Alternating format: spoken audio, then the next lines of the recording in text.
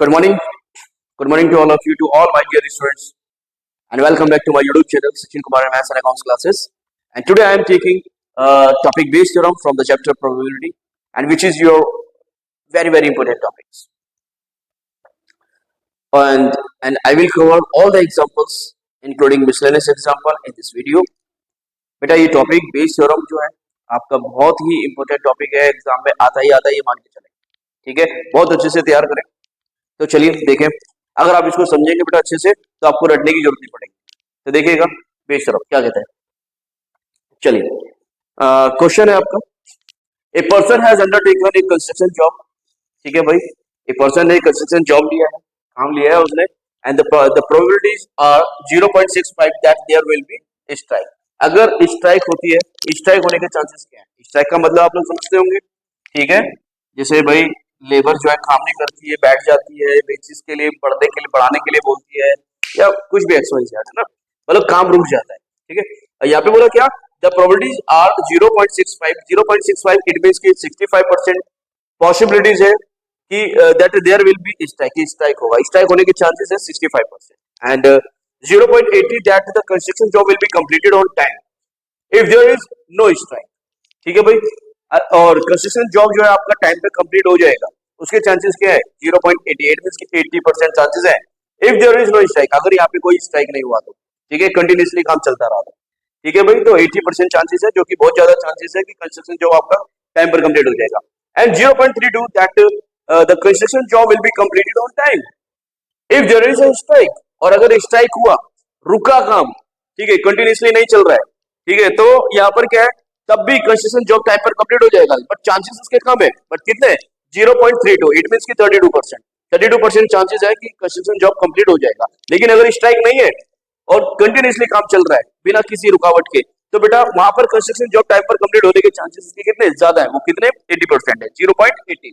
आगे बोला इसने determine the probability that the construction job will be completed on time, कि कंस्ट्रक्शन जॉब जो है टाइम पर कंप्लीट हो जाएगा, तो उसकी क्या प्रोबेबिलिटी है, ठीक है भाई। तो चलिए पहले हम लेट कर लेते हैं। फर्स्ट इवेंट अपना क्या है कि स्ट्राइक होगा या नहीं होगा। सॉल्यूशन कर रहे हैं, लेट। इसी इवेंट को हम इवन मानेंगे, सबसे पहले स्ट्राइक होगा नहीं होगा, एंड देन फिर उसके बाद हम देखेंगे कि अब टाइम पर कंप्लीट हो पाएगा नहीं हो पाएगा, है ना, ठीक है। तो चलिए हमारी जो फर्स्ट इवेंट होगी वो होगी भाई स्ट्राइक है या नहीं। Even be the event that there is no strike, and E2 में मान लेता हूं कि स्ट्राइक होगा, there is strike, okay. And second event को मैं ए कैटेगरी से डिनोट करूंगा, ए से डिनोट करूंगा। सेकंड कैटेगरी क्या होगी कि कंस्ट्रक्शन जॉब आपका टाइम से कंप्लीट हो जाएगा। ए be the event that construction job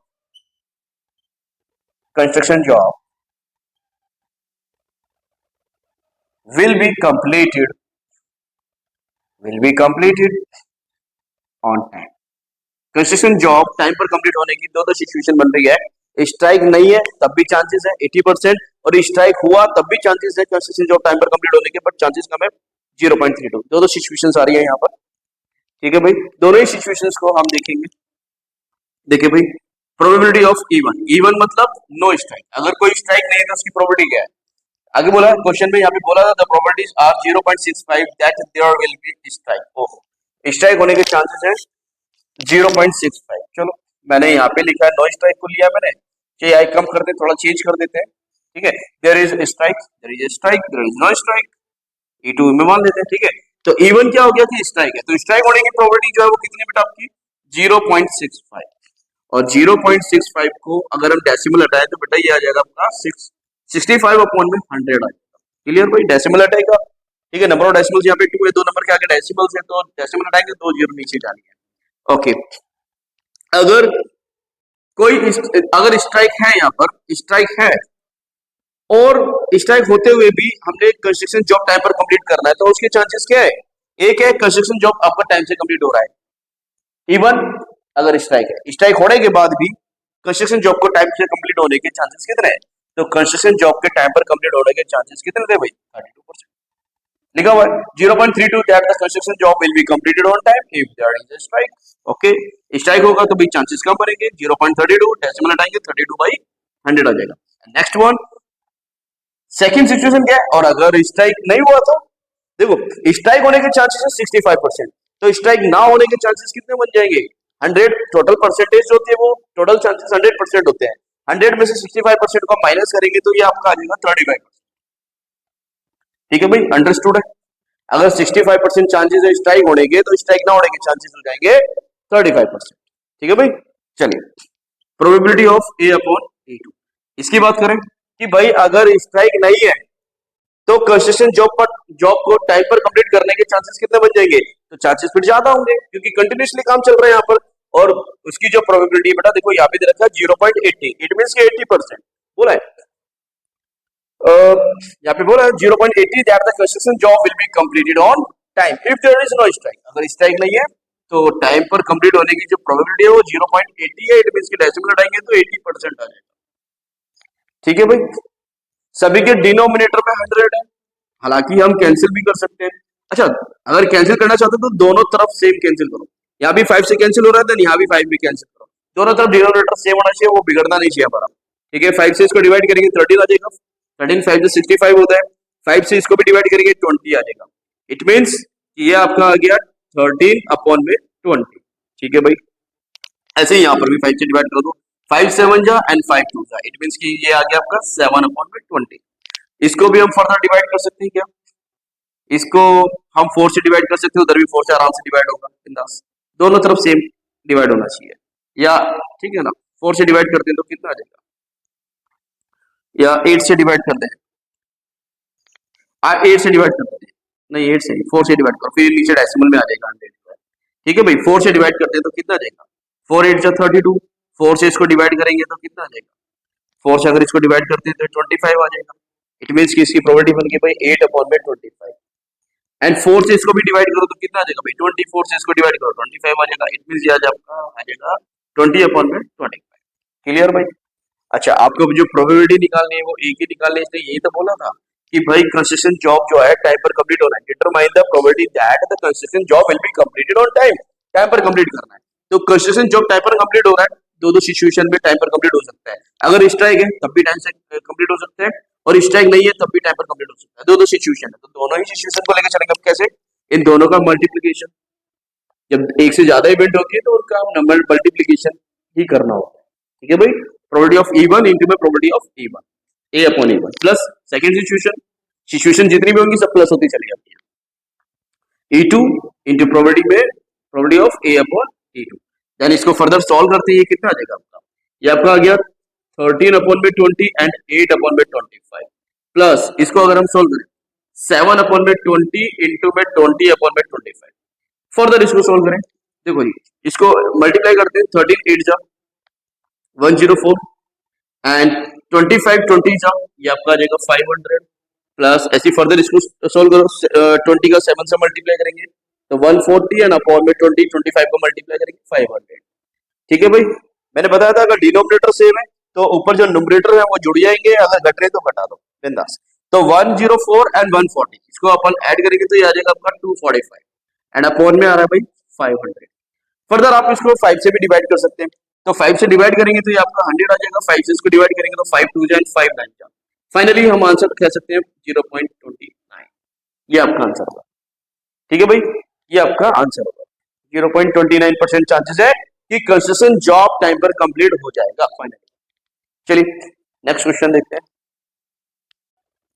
एक मिस्टेक आ गई बेटा, छोटी सी बहुत ही माइनर सी मिस्टेक है, देखिएगा एक्चुअली 104 104 को 140 में ऐड करेंगे तो ये आपका आ जाएगा आपका 144।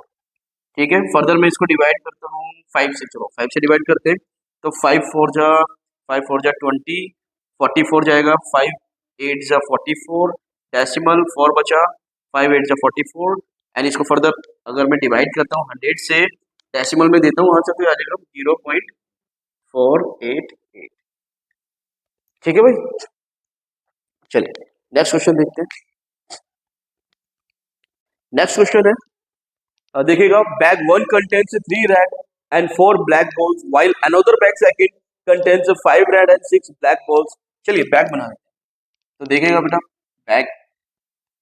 बैग फर्स्ट में जो आपकी रेड बॉल्स हैं आपकी जो रेड कलर की बॉल्स है वो 3 है, और जो ब्लैक कलर की जो बॉल्स है वो आपके पास 4 है, और टोटल बॉल्स हो गई आपकी कितनी 7 हो गई।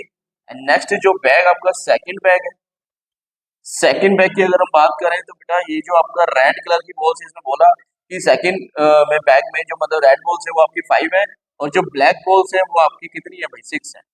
ठीक है, तो उस हिसाब से जो टोटल बॉल्स हो गई आपकी वो कितनी हो गई 11 हो गई।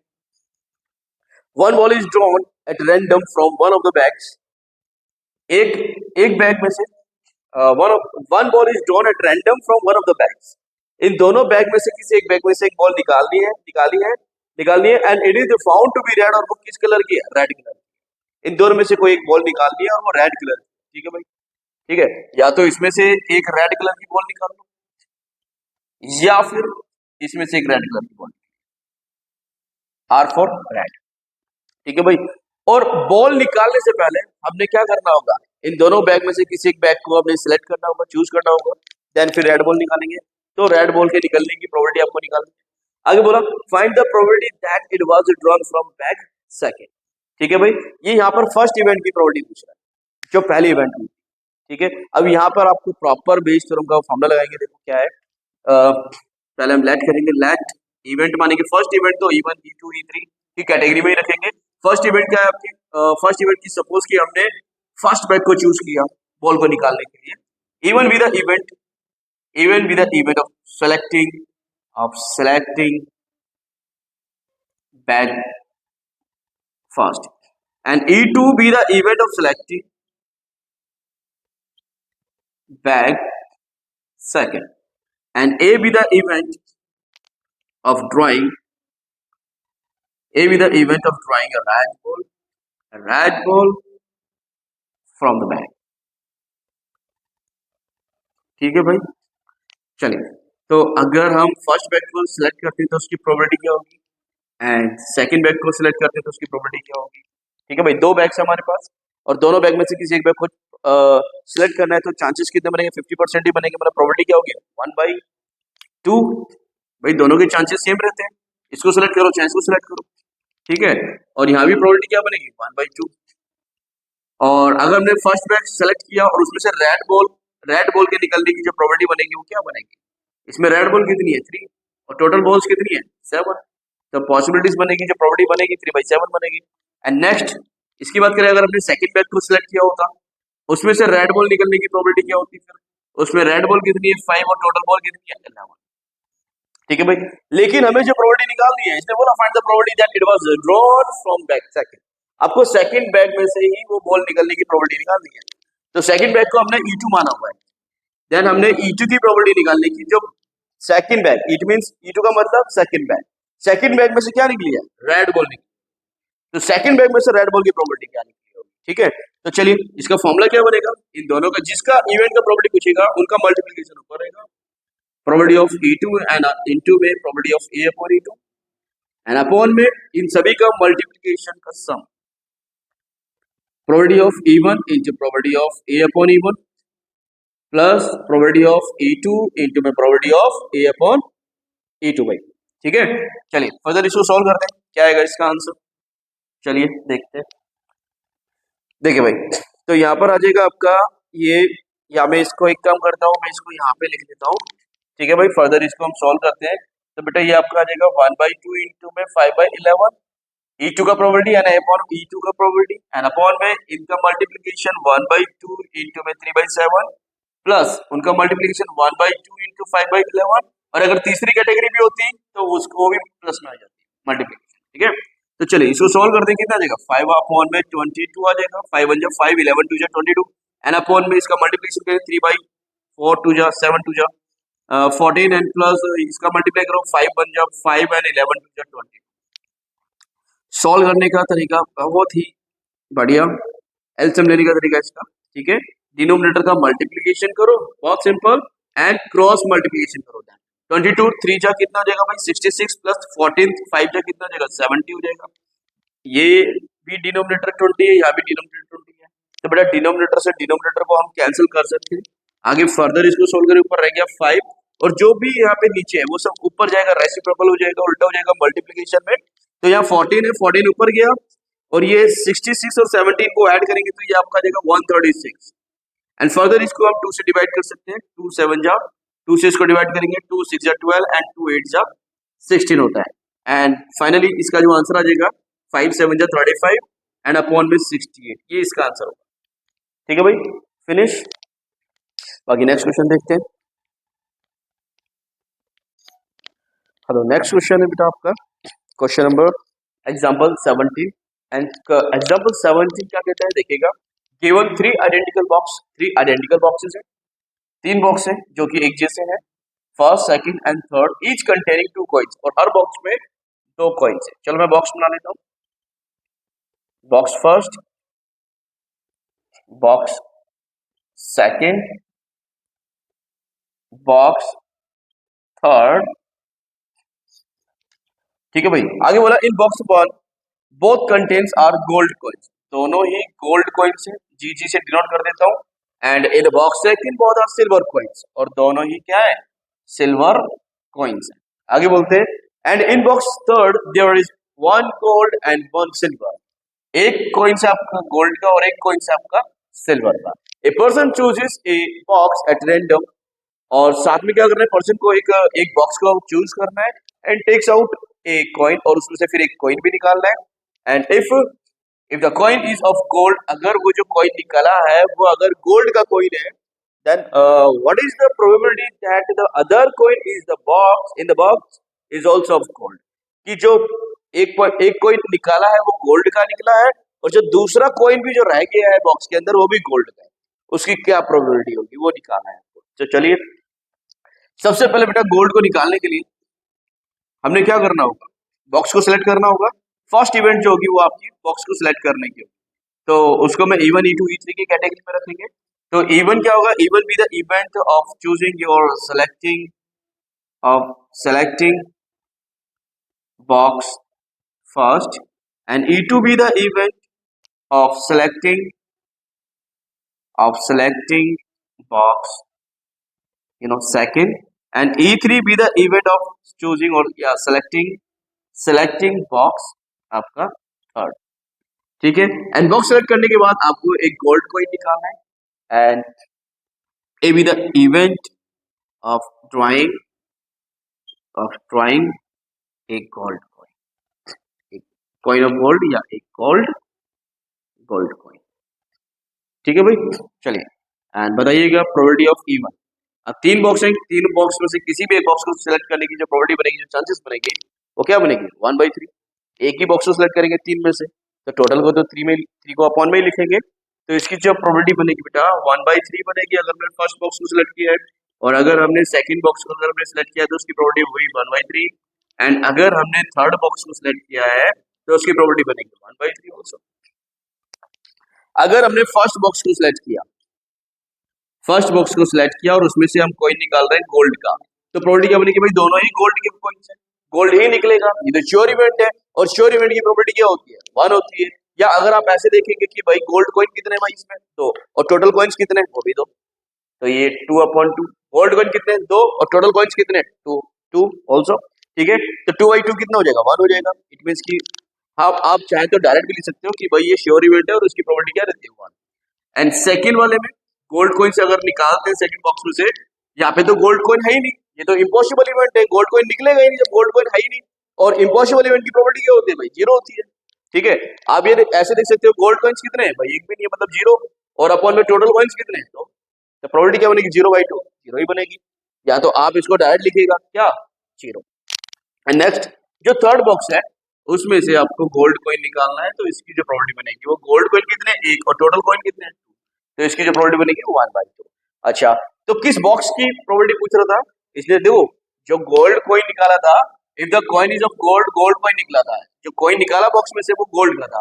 आगे बोला what is the probability that the other coin in the box is also of gold, तो मतलब ये कौन सा बॉक्स हो गया, ये आपका फर्स्ट बॉक्स हो गया, कि एक जो कॉइन निकाला वो गोल्ड का है और जो दूसरा कॉइन उस बॉक्स में रह गया वो भी गोल्ड का है, तो वो तो फर्स्ट बॉक्स की बात कर रहा है। इट मींस कि फर्स्ट बॉक्स की प्रॉपर्टी पूछ रहा है कि फर्स्ट बॉक्स में से आपका गोल्ड का कॉइन निकला, तो उसकी क्या प्रोबेबिलिटी बनेगी, तो बेटा इनका मल्टीप्लीकेशन आ जाएगा ऊपर, जिस इवेंट की बात करेगा, जिस सिचुएशन की बात करेगा, उन दोनों का मल्टीप्लीकेशन ऊपर रहेगा, एंड अपॉन में इनका मल्टीप्लिकेशन प्लस में आ जाएगा। तो probability of E1 into probability of A upon E1 plus probability of E2 into the probability of A upon E2 and plus probability of E3 into probability of A upon E3। ठीक है भाई, चलिए next देखते हैं इसको। मैं solution यहाँ पे देख लेता हूँ। तो इनका जो सॉल्यूशन बनेगा बेटा, ये प्रोबेबिलिटी ऑफ E1 बोले तो 1/3 इंटू उसका A upon E1 की प्रोबेबिलिटी 1 एंड इनका मल्टीप्लिकेशन नीचे भी आएगा एंड प्लस इनका मल्टीप्लिकेशन E2 की probability and A upon E2 की प्रोबेबिलिटी 0 एंड प्लस E3 की probability 1/3 to A upon E3 की प्रोबेबिलिटी 1/2। इसको फर्दर अगर हम सॉल्व करते हैं, अगर हम इसको सॉल्व कर रहे हैं बेटा, तो यहाँ पर आ जाएगा 1/3 का 1 से मल्टीप्लाई करेंगे 1/3 एंड अपॉन में 1/3 का 1 से मल्टीप्लाई 1/3 प्लस 0 से मल्टीप्लाई 1/2 का तो 0 एंड 1/3 का 1/2 से मल्टीप्लाई 1/6। ठीक है भाई, ऊपर 1/3, यहाँ पे 0 इसको हटाओ, 1/3 एंड 1/6 पे ध्यान दो। तो यहाँ पे डिनोमिनेटर 6 से बढ़ा। ठीक है, तो यहाँ इस 3 को भी 6 बना सकते हैं। तो 3 को 6 बनाने के लिए 2 से मल्टीप्लाई करना पड़ेगा और 2 से जो मल्टीप्लाई करेंगे ऊपर नीचे दोनों में करेंगे, न्यूमरेटर डिनोमिनेटर दोनों में। मतलब 1/3 को क्या हम 2/6 नहीं ले सकते भाई? 2/6 का मतलब भी 1/3 बनेगा अगर 2 से कैंसिल करेंगे तो। ठीक है भाई, एंड प्लस साथ में याद रखा 1/6।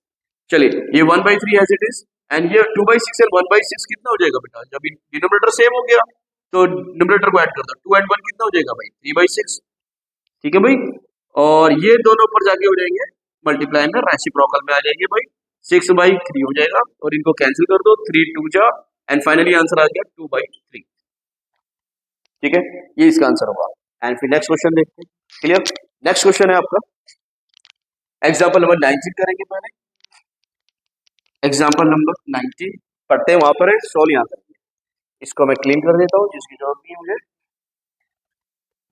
ओके, इनकी प्रॉपर्टीज यहाँ पे लिखेंगे। फॉर्मूला अगर ये लगेगा तो ठीक है, नहीं तो कुछ चेंजेस करना होगा तो कर देंगे।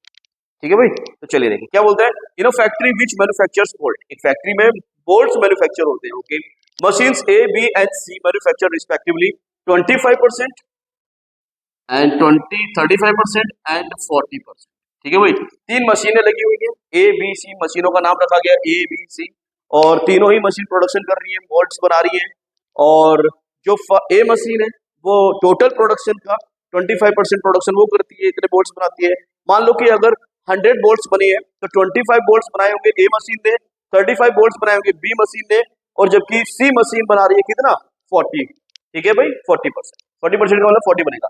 अच्छा, ऑफ द बोल्ट्स। ओके भाई, आगे बोला of their outputs 5, 4 and 2% are respectively defective bolts. भाई जितने भी टोटल मैन्युफैक्चर कर रही है मशीन, ए मशीन की अगर हम बात करें, तो अगर वो जितना भी टोटल प्रोडक्शन कर रही है, टोटल बोल्ट जितने भी बना रही है, तो जरूरी तो नहीं कि सारे के सारे ठीक ही होंगे भाई। एक आधा तो डिफेक्टिव भी निकलेगा, टूटा फूटा टेढ़ा मेढ़ा। ठीक है, तो ये उसकी बात कर रहा है। तो भाई कितने परसेंट जो है, मतलब अगर ए मशीन की बात करें तो बेटा वो बना रहा है 5% डिफेक्टिव बोल्ट्स। टोटल प्रोडक्शन उसने क्या 25%, इसका 5% जो है डिफेक्टिव बोल्ट्स बना रहा है। ऐसी बी मशीन की बात करेंगे 35% वो बोल्ट्स बना रहा है, मतलब 35 बोल्ट्स बना रहा है, तो उसमें से 4% जो होगा उसका वो डिफेक्टिव बोल्ट्स होगा। सिमिलरली ऐसे यहाँ पर सी के लिए 2%। आगे इसने बोला a bolt is drawn at random from the product and is found to be defective. एक बोल्ट को रैंडमली सिलेक्ट किया गया, बहुत सारे बोल्ट्स पड़े हुए थे, उसमें से एक बोल्ट को सिलेक्ट किया गया और वो जो बोल्ट था वो डिफेक्टिव बोल्ट था, रैंडमली सिलेक्ट किया। ठीक है भाई, अच्छा आगे इसने बोला what is the probability that it is manufactured by the machine B. वो बोल्ट किसने मैन्युफैक्चर किया था? मशीन बी ने मैन्युफैक्चर किया था। तो देखो भाई, तो इसमें जो पहली इवेंट जो आ रही है वो कौन सी आ रही है? पहले मैन्युफैक्चर करो एंड देन उसके बाद ही तो पता चलेगा ना कि वो बोल्ट्स आपका डिफेक्टिव है या नॉन डिफेक्टिव है। ठीक है भाई, तो चलिए, तो आपने को क्या करना है, तो सबसे पहले मैन्युफैक्चर करते हैं भाई बोल्ट्स को। तो बेटा मैं E1 में रखूंगा, E1 E2 में फर्स्ट इवेंट को रखूंगा, E1 E2 3 मशीन्स है। E1 में E1 होगी इवेंट किसकी? E1 be the event of manufacturing bolts, या bolts are manufactured, bolts are manufactured by machine A and E to be the events that bolts are manufactured by machine B। ये जो है बेटा आपको as it is लिखना है। ठीक है, ये मेरे लिए केवल मैं शॉर्ट में ऐसे कर सकता हूँ, आप जानते हैं जो ऊपर लिखा है वही नीचे लिखना है। ठीक है, bolts are manufactured by machine B। And next E3 में लेट कर लेता हूँ। E3 be the events that the balls are manufactured by machine C.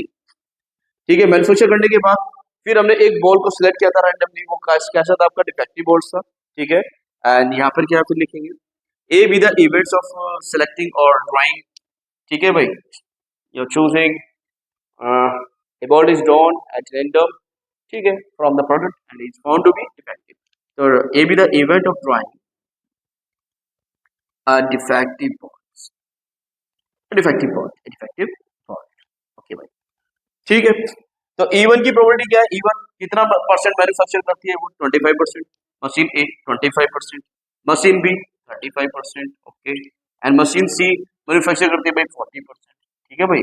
अच्छा, इतना बोल्ट्स बनाती है, ओके। ये सारे के सारे 5 से डिवाइड है ना, ऊपर नीचे कॉमन, डिनोमिनेटर नहीं पकड़ना चाहिए। डिनोमिनेटर अगर आप काट रहे हो, कैंसिल कर रहे हो, तो डिनोमिनेटर तब भी सेम होना चाहिए, अगर नहीं हो रहा तो मत काटिए, ठीक है। तो चलिए अब हम काट सकते हैं, तो 5 से डिवाइड करें, 5 जा एंड 5 2 जा, इट मींस 20 जा, ये आपका आ जाएगा 5/20। 5 से इसको डिवाइड करो 7 एंड 20 आ जाएगा, तो ये 7/20 हो गया। 5 से इसको डिवाइड करो 8 अपॉन में कितना आ जाएगा भाई 20, इट मींस 8/20 आ गया, ओके। बस ए क्या था, डिफेक्टिव बॉल्स, तो मशीन ए जो है वो कितना डिफेक्टिव बॉल्स मैन्युफैक्चर कर रही है, वो है 5/100, और ये वाला सेकंड 4/100 एंड ये वाला 2/100। Third machine effective balls manufacture करती है 2%। इसने प्रोबेबिलिटी किसकी पूछी थी, इसने प्रोबेबिलिटी पूछी थी what is the probability that it is manufactured by machine B. Machine B को हमने क्या माना था, E2 में माना था, तो बेटा ये E2 आ जाएगा यहाँ पर। तो हमने प्रोबेबिलिटी निकाली है, probability of E2 oblique A, तो यहाँ पर आपका आ जाएगा E2 oblique probability of A upon E2, and इनकी प्रोबेबिलिटी रखेंगे एंड देन क्वेश्चन को सॉल्व करेंगे। चलिए करते हैं। तो E2 में जो प्रोबेबिलिटी थी भाई वो थी 7/20, इनटू में इफेक्टिव बॉल्स की 4/100। अच्छा, एक चीज और, मैंने यहाँ पे कैंसिल नहीं करा, क्यों, क्योंकि यहाँ पे एक कॉमन नंबर नहीं पता चल पा रहा था कि वो जो सबको डिवाइड करेगा क्या है, या 5 है डिवाइड हो सकता है, या 4 से पूरा डिवाइड हो जाएगा, 2 से डिवाइड हो जाएगा। लेकिन अगर 2 से डिवाइड हो रहा तो ये भी 2 से डिवाइड हो जाएगा, लेकिन ये 2 से डिवाइड नहीं हो पाएगा। ये 4 से डिवाइड हो जाएगा, लेकिन ये 4 से डिवाइड नहीं हो पाएंगे, 4 से डिवाइड नहीं हो पाएंगे, इसलिए मैं कैंसिल कर ही नहीं रहा, क्योंकि मैं नहीं चाहता कि हमारा डिनोमिनेटर बिगड़े, ठीक है। फिर आगे फर्दर हमें एलसीएम वगैरह लेने में प्रॉब्लम आ जाती है, तो इसलिए हम अभी से ही मतलब नहीं बिगाड़ के चलेंगे।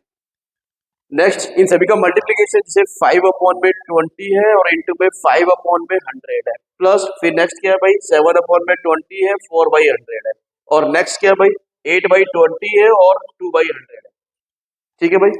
चलिए इसको सॉल्व करते हैं। ऊपर ये बनेगा 7 4 जा 28 अपॉन में ये आपका जाएगा 2000 एंड अपॉन में ये आपका 5 5 जा 25 अपॉन में 2000 एंड प्लस ये आपका 7 4 जा 28 अपॉन में 2000 एंड प्लस 8 2 जा 16 एंड अपॉन में 2000, ठीक है भाई। और ये आपका 28 अपॉन में 2000 एज इट इज रहेगा। इन सभी को हमने ऐड करना है, तो चलिए इन सबका अगर हम ऐड करते हैं तो ये कितना बनेगा, है ना। तो ये 28 एंड 16 को अगर हम ऐड करें तो ये आपका जाएगा 30 44, 44 में 25 ऐड करेंगे तो आपका जाएगा 69, 44 एंड 25 69 अपॉन में 2000। ये 2000 से 2000 कैंसिल हो जाएगा, डिनोमिनेटर से डिनोमिनेटर कैंसिल होगा भाई, ये 9 आ गया।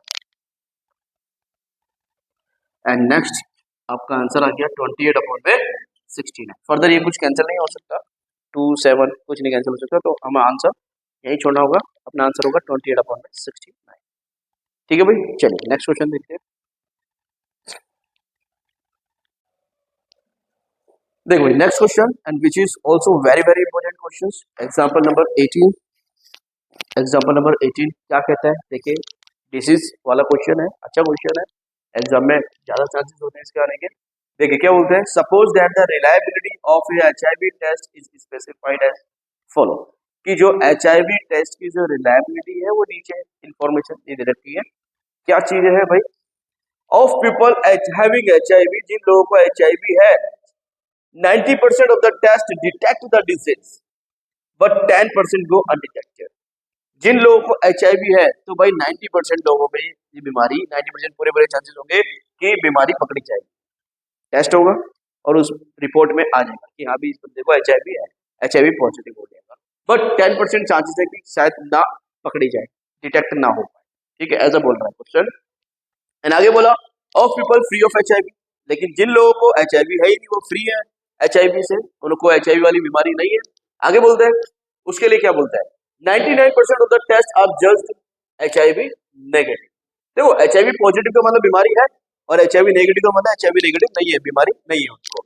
तो जो लोग फ्री है HIV से, जिनको HIV नहीं है, उनका भी टेस्ट होगा और उनके चांसेस होंगे HIV नेगेटिव के कि भाई 99% चांसेस है, पूरे चांसेस है, और इसमें तो 1% ही रह गया भाई। 99% चांसेस है कि उनका जो रिजल्ट आएगा, जो पॉजिटिव रिजल्ट जो आएगा HIV नेगेटिव आएगा, जो उनकी रिपोर्ट आएगी, ठीक है। But 1% are diagnosed as showing HIV positive, लेकिन 1% चांसेस है फिर भी हो सकता है कि उनका HIV पॉजिटिव आ जाए, ठीक है। आगे बोलते हैं from a large population of which 0.1% have HIV। जो टोटल जो पॉपुलेशन है उसमें 0.1% लोगों को क्या है, HIV है, अगर हम ये मान के चले। और आगे बोलते हैं, चलो आगे की बात बाद में करेंगे, पहले ये देखो ये पॉपुलेशन है भाई, ये एक मान लो अर्थ मान ली, जो भी है पॉपुलेशन मान लो, ठीक है भाई, ये आपकी total population, this is a total population, total population या लार्ज पॉपुलेशन आप मान लो, ठीक है भाई। लार्ज पॉपुलेशन इसने वर्ड यूज करा तो हम भी लार्ज पॉपुलेशन यूज करेंगे, लार्ज पॉपुलेशन। और इस पूरे पॉपुलेशन में जिन लोगों को HIV है, हैविंग HIV, ठीक है भाई, जिनको HIV है वो कितने परसेंट लोग हैं, वो परसेंट है आपके 0.1%। तो 0.1% लोगों को HIV है टोटल इतनी लार्ज पॉपुलेशन में। तो बाकी जो बचे जिनको HIV नहीं है, ठीक है भाई, डज नॉट हैव HIV, जिनको HIV नहीं है, ठीक है, वो कितना हो जाएगा भाई, टोटल जो पॉपुलेशन होती है आप लोग जानते हैं भाई, इसको हम 100% मान के चलेंगे, और टोटल में 100% में से 0.1% अगर लोगों को HIV है, तो बाकी रिमेनिंग जो बचे वो 99.9% लोग बचे जिनको, जो फ्री ऑफ HIV, ठीक है, फ्री ऑफ HIV, मैं ऐसे लिखता हूँ, free of HIV, people free of HIV, free of HIV, जो HIV से बिल्कुल फ्री है, उनको HIV नहीं है। नेक्स्ट, इनका टेस्ट लिया जाता है, लैब में टेस्ट होता है, ब्लड टेस्ट वगैरह जो भी है, और टेस्ट में जो रिजल्ट आता है वो क्या है भाई, पॉजिटिव जो रिजल्ट आता है ऑफ पीपल हैविंग HIV, जिन लोगों को HIV है, 99% डिटेक्ट चांसेस है कि बीमारी पकड़ी जाएगी, मतलब कि HIV पॉजिटिव होने के जो चांसेस है वो है 90%, लेकिन 10% क्या है कि बीमारी नहीं पकड़ी जाएगी, मतलब रिजल्ट क्या आएगा, HIV नेगेटिव, मतलब कि 10% चांसेस है उसके। अब जिन लोगों को बीमारी नहीं है उनका भी टेस्ट होगा, उनका टेस्ट होता है people free of HIV, 99% of the test are just HIV negative.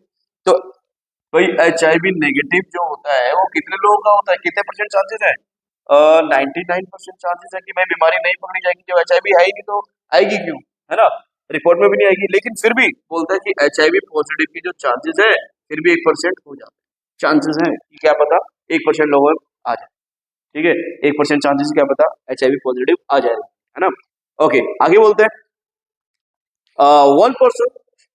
One person is selected at random, randomly एक पर्सन को सिलेक्ट किया गया और गिवन द HIV टेस्ट, उसने HIV टेस्ट दिया, and the pathologist reports him her, जो भी है मेल या फीमेल, एज HIV पॉजिटिव, और उसका रिजल्ट क्या आ रहा है भाई, HIV पॉजिटिव, मतलब कि एक पर्सन को सिलेक्ट किया गया, उसने HIV टेस्ट दिया और उसका रिजल्ट आ रहा है HIV पॉजिटिव। तो भाई पॉजिटिव पे फोकस करना है, पॉजिटिव को लेके चलना है, अगर वो HIV नेगेटिव बोलता है तो हम नेगेटिव के हिसाब से चलते हैं, ठीक है। आगे बोला what is the probability that the person actually has HIV, कि उसकी क्या प्रोबेबिलिटी कि बंदे को पहले से ही HIV था, एक्चुअल में था HIV उसको, है ना। तो चलिए इसका सॉल्यूशन करते हैं। तो भाई फर्स्ट इवेंट क्या है, फर्स्ट इवेंट ये है कि भाई पर्सन को HIV है या नहीं, ठीक है भाई। तो चलिए लेट, फिर उसका टेस्ट होगा, even be the event, even be the event that, even be the event that the person actually has HIV, ठीक है, and E2 be the event that the person does not has HIV, ठीक है, and A उसका result कैसा आ रहा है, positive, and the report A be the event that the reports क्या कर रही है भाई, report is showing HIV positive, हमें पॉजिटिव के हिसाब से चलना है। ठीक है भाई, इवन की प्रोबेबिलिटी क्या है, इवन मतलब कितने लोगों को HIV है, तो वो है आपकी 0.1%। इट मीन 0.1% को लिख सकते हैं आप 0.1/100 परसेंटेज है। जैसे 10% है तो 10/100 लिख सकते हैं, ऐसे 0.1% को 0.1/100 लिख सकते हैं। तो ये आपका आ जाएगा कितना भाई, डेसिमल हटाएंगे यहाँ पर तो एक जीरो और नीचे आ जाएगा, तो 1/1000 इसको हम लिख सकते हैं। And next probability of E2। तो प्रोबेबिलिटी ऑफ E2 की बात करें तो कितने लोगों को HIV नहीं है, वो है आपका 99.9%। ठीक है भाई, मतलब कि इसको हम लिख सकते हैं 99.9/100 और डेसिमल हटाते हैं तो ये आ जाएगा 999/1000। नेक्स्ट बात करते हैं प्रोबेबिलिटी ऑफ A/A1। तो भाई इसकी प्रोबेबिलिटी क्या बनेगी, 90% है, इट मीन्स 90/100। एंड नेक्स्ट क्या बात कर रहे हैं प्रोबेबिलिटी ऑफ A/E2। तो बेटा A/E2 की जो प्रोबेबिलिटी बनेगी वो कितनी बनेगी, 1% बनेगी। ठीक है, 1% चांसेस है। और प्रोबेबिलिटी किसकी पूछी थी कि what is the probability that the person actually has HIV, मतलब कि इवन को हमने माना था कि the person actually has HIV, मतलब इवन की प्रोबेबिलिटी आपको निकालनी है। The probability of E1, probability of E1 upon में A ये हमें निकालना है, मतलब इन दोनों का मल्टीप्लिकेशन हम लिखेंगे ऊपर probability of E1 and probability of A upon E1 and upon में इन दोनों का multiplication probability of E1 and A upon E1 plus इन दोनों का multiplication probability of E2 into probability of A upon E2। इसको सोल्व करते हैं कितना आ जाएगा भाई, ऊपर है 1/1000 एंड इनटू में 1000 है एंड इनटू में 90 अपॉन में 1000 नहीं 100 है। एंड नेक्स्ट इनका मल्टीप्लिकेशन अगेन नीचे यहाँ पर आएगा 1/1000 इंटू में 90 अपॉन में 100 एंड प्लस इनका मल्टीप्लाई करेंगे तो ये आपका आ जाएगा 999 अपॉन में 1000 इंटू में ये आपका नीचे 1/100 है। ठीक है भाई, चलिए फर्दर सोल्व करते हैं इसको। It is very very simple. ऊपर बनेगा 90 × 90 एंड अपॉन में 1 लाख आ जाएगा, 1000 का अगर 100 से मल्टीप्लाई करेंगे एंड अपॉन में इनका मल्टीप्लिकेशन 90 अपॉन में 1 लाख एंड प्लस ये आपका आ जाएगा 999 अपॉन में 1 लाख। ठीक है भाई, इसको फर्दर सोल्व करते हैं 90 अपॉन में 1 लाख एंड अपॉन में इनको यदि हम ऐड करते हैं तो ऐड करते हैं तो 9 and 9 and 9 18 1 carry 10 and upon में 1 लाख। डिनोमिनेटर सेम है तो नंबरेटर ऐड हो गए, डिनोमिनेटर ऐड रहेगा 1 लाख एंड बेटा डिनोमिनेटर से आप डिनोमिनेटर को कैंसिल करते हैं, डिनोमिनेटर को डिनोमिनेटर से कैंसिल करते हैं तो आपका जो आंसर बनेगा वो आपका बनेगा भाई 90 अपॉन में 1089। ठीक है, एंड नेक्स्ट इसको फर्दर हम 9 से डिवाइड कर सकते हैं तो कर देंगे। तो 9 से डिवाइड करते हैं तो 9 10 जा हो गया, 9 से इसको डिवाइड करते हैं तो 9 1 जा 2 जा 18 एंड 1 जा, इट मींस 10 अपॉन में 121 इसका आंसर। ठीक है भाई, खत्म, फिनिश। चलो चलो देखो भाई नेक्स्ट एग्जांपल आपका बेस थ्योरम का एग्जांपल नंबर 20 क्या कहता है, a doctor is to visit a patient, एक डॉक्टर को पेशेंट के पास जाना है। From the past experience it is known that the probability is that he will come by train, bus, scooter और by other means of transport are respectively 3/10, 1/5, 1/10 and 2/5।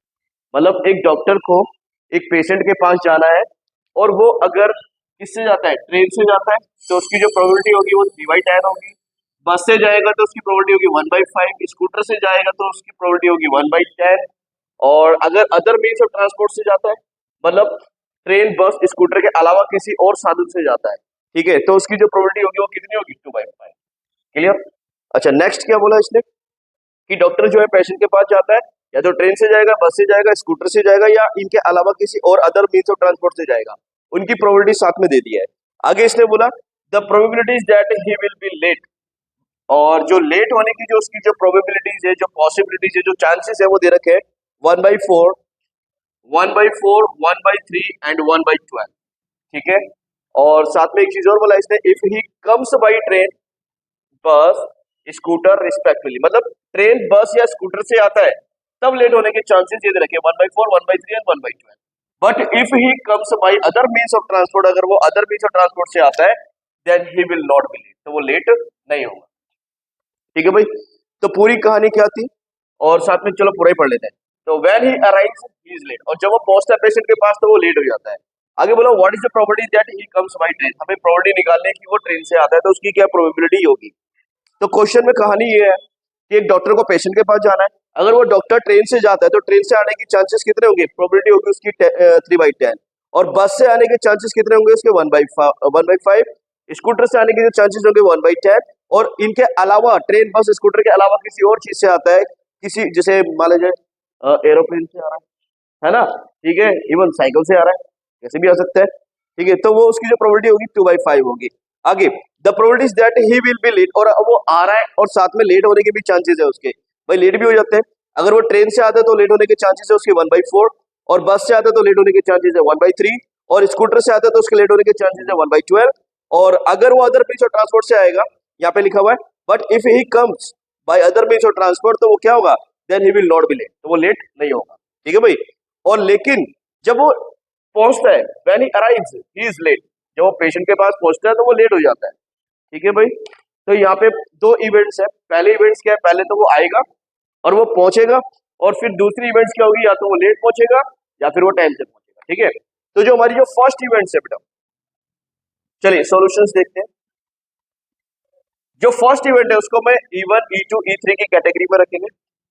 Late E1 be the event that the doctor comes by train, कि doctor किससे आता है भाई, train से आता है, या तो ट्रेन से आएगा या फिर डॉक्टर किससे आएगा, बाय बस से आ सकता है। E3 में हम किसको ले लें, डॉक्टर कम्स बाय स्कूटर, या वो स्कूटर से आ रहा है, ठीक है भाई। E4 में हमने ले लिया कि द डॉक्टर जो आता है वो किससे आता है, bye other means of transport, ठीक है भाई, bye other means of transport, ठीक है भाई। ट्रेन बस और स्कूटर के अलावा वो हो सकता है बाइक से आ जाए, साइकिल से आ जाए, या एरोप्लेन से आ जाए, या कैसे भी आ जाए, ठीक है, टैक्सी से आ जाए, कार कार है ही नहीं इसमें, कार से भी आ सकता है, अदर मीन्स ऑफ ट्रांसपोर्ट में ये सारी चीजें कवर हो रही है, ठीक है भाई।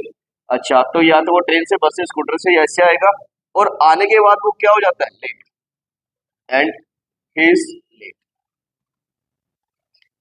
चलिए भाई, अब यहाँ पर क्या है, अब ये बताइए कि अगर वो ट्रेन से आता है, E1 में हमने लिया है ट्रेन से आता है, तो उसकी चांसेस कितने हैं, उसके चांसेस है, उसकी जो प्रोबेबिलिटी है वो 3/10 है।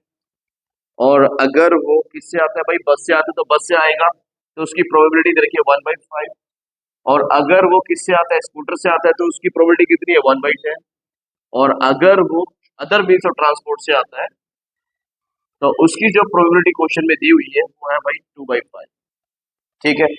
साथ में उनके लेट होने की प्रोबेबिलिटी भी दे रखी है, अगर वो लेट हो रहा है, ठीक है, ट्रेन से आ रहा है और लेट हो रहा है, तो ट्रेन से आ रहा है और लेट हो रहा है तो उसकी प्रोबेबिलिटी रखी है 1/4, और लेट वाले को हमने ए से डिनोट किया हुआ इस इवेंट को, ठीक है, A/E1, मतलब ट्रेन से आ रहा है और वो लेट हो रहा है, ट्रेन से आ रहा है और लेट हो रहा है, तो लेट होने की जो प्रोबेबिलिटी रखी है 1/4, और अगर वो बस से आ रहा है और लेट हो रहा है, बस से आने पर, तो उसकी प्रोबेबिलिटी रखी है 1/3, ठीक है भाई। और अगर वो स्कूटर से आ रहा है और लेट हो रहा है तो उसकी प्रोबेबिलिटी रखी है 1/12, प्रोबेबिलिटी A/E4, और अगर वो अदर मीन्स ऑफ ट्रांसपोर्ट से आता है तो वो लेट ही नहीं होता है, यहाँ लिखा हुआ है clearly, but if he comes by other means of transport then he will not be late, तो वो लेट ही नहीं होगा, तो लेट होने के चांसेस उसके बिल्कुल है ही नहीं, वो टाइम से पहुंचेगा, तो लेट होने के चांसेस नहीं है, तो वो क्या लिखेंगे, उसकी प्रोबेबिलिटी क्या होगी, 0।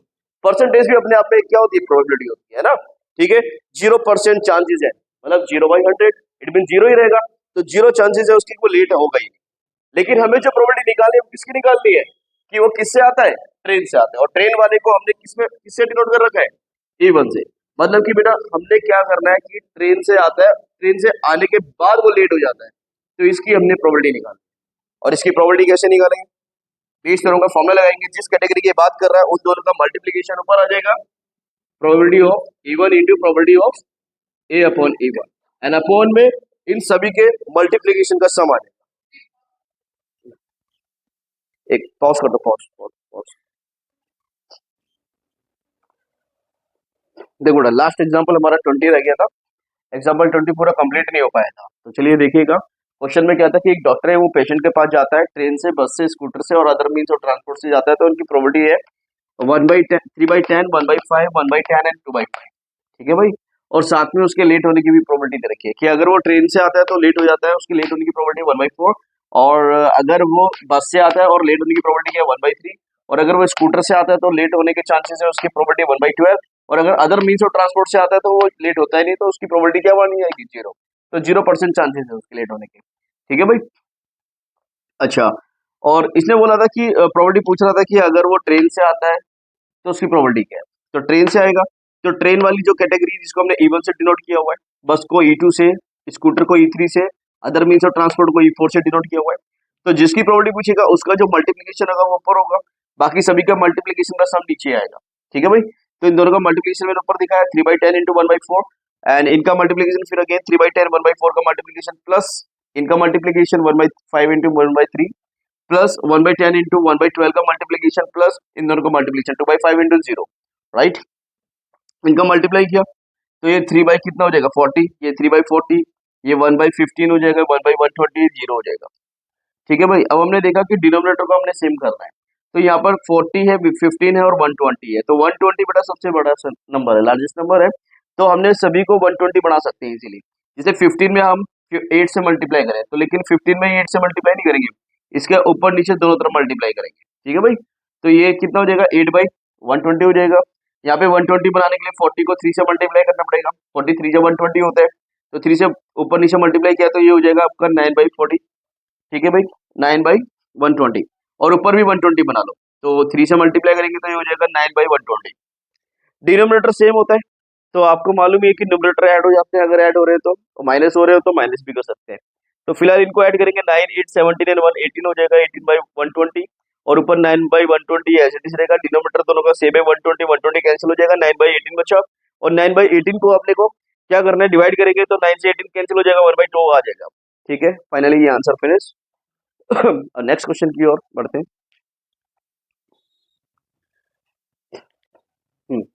Next question, a man is not to speak truth.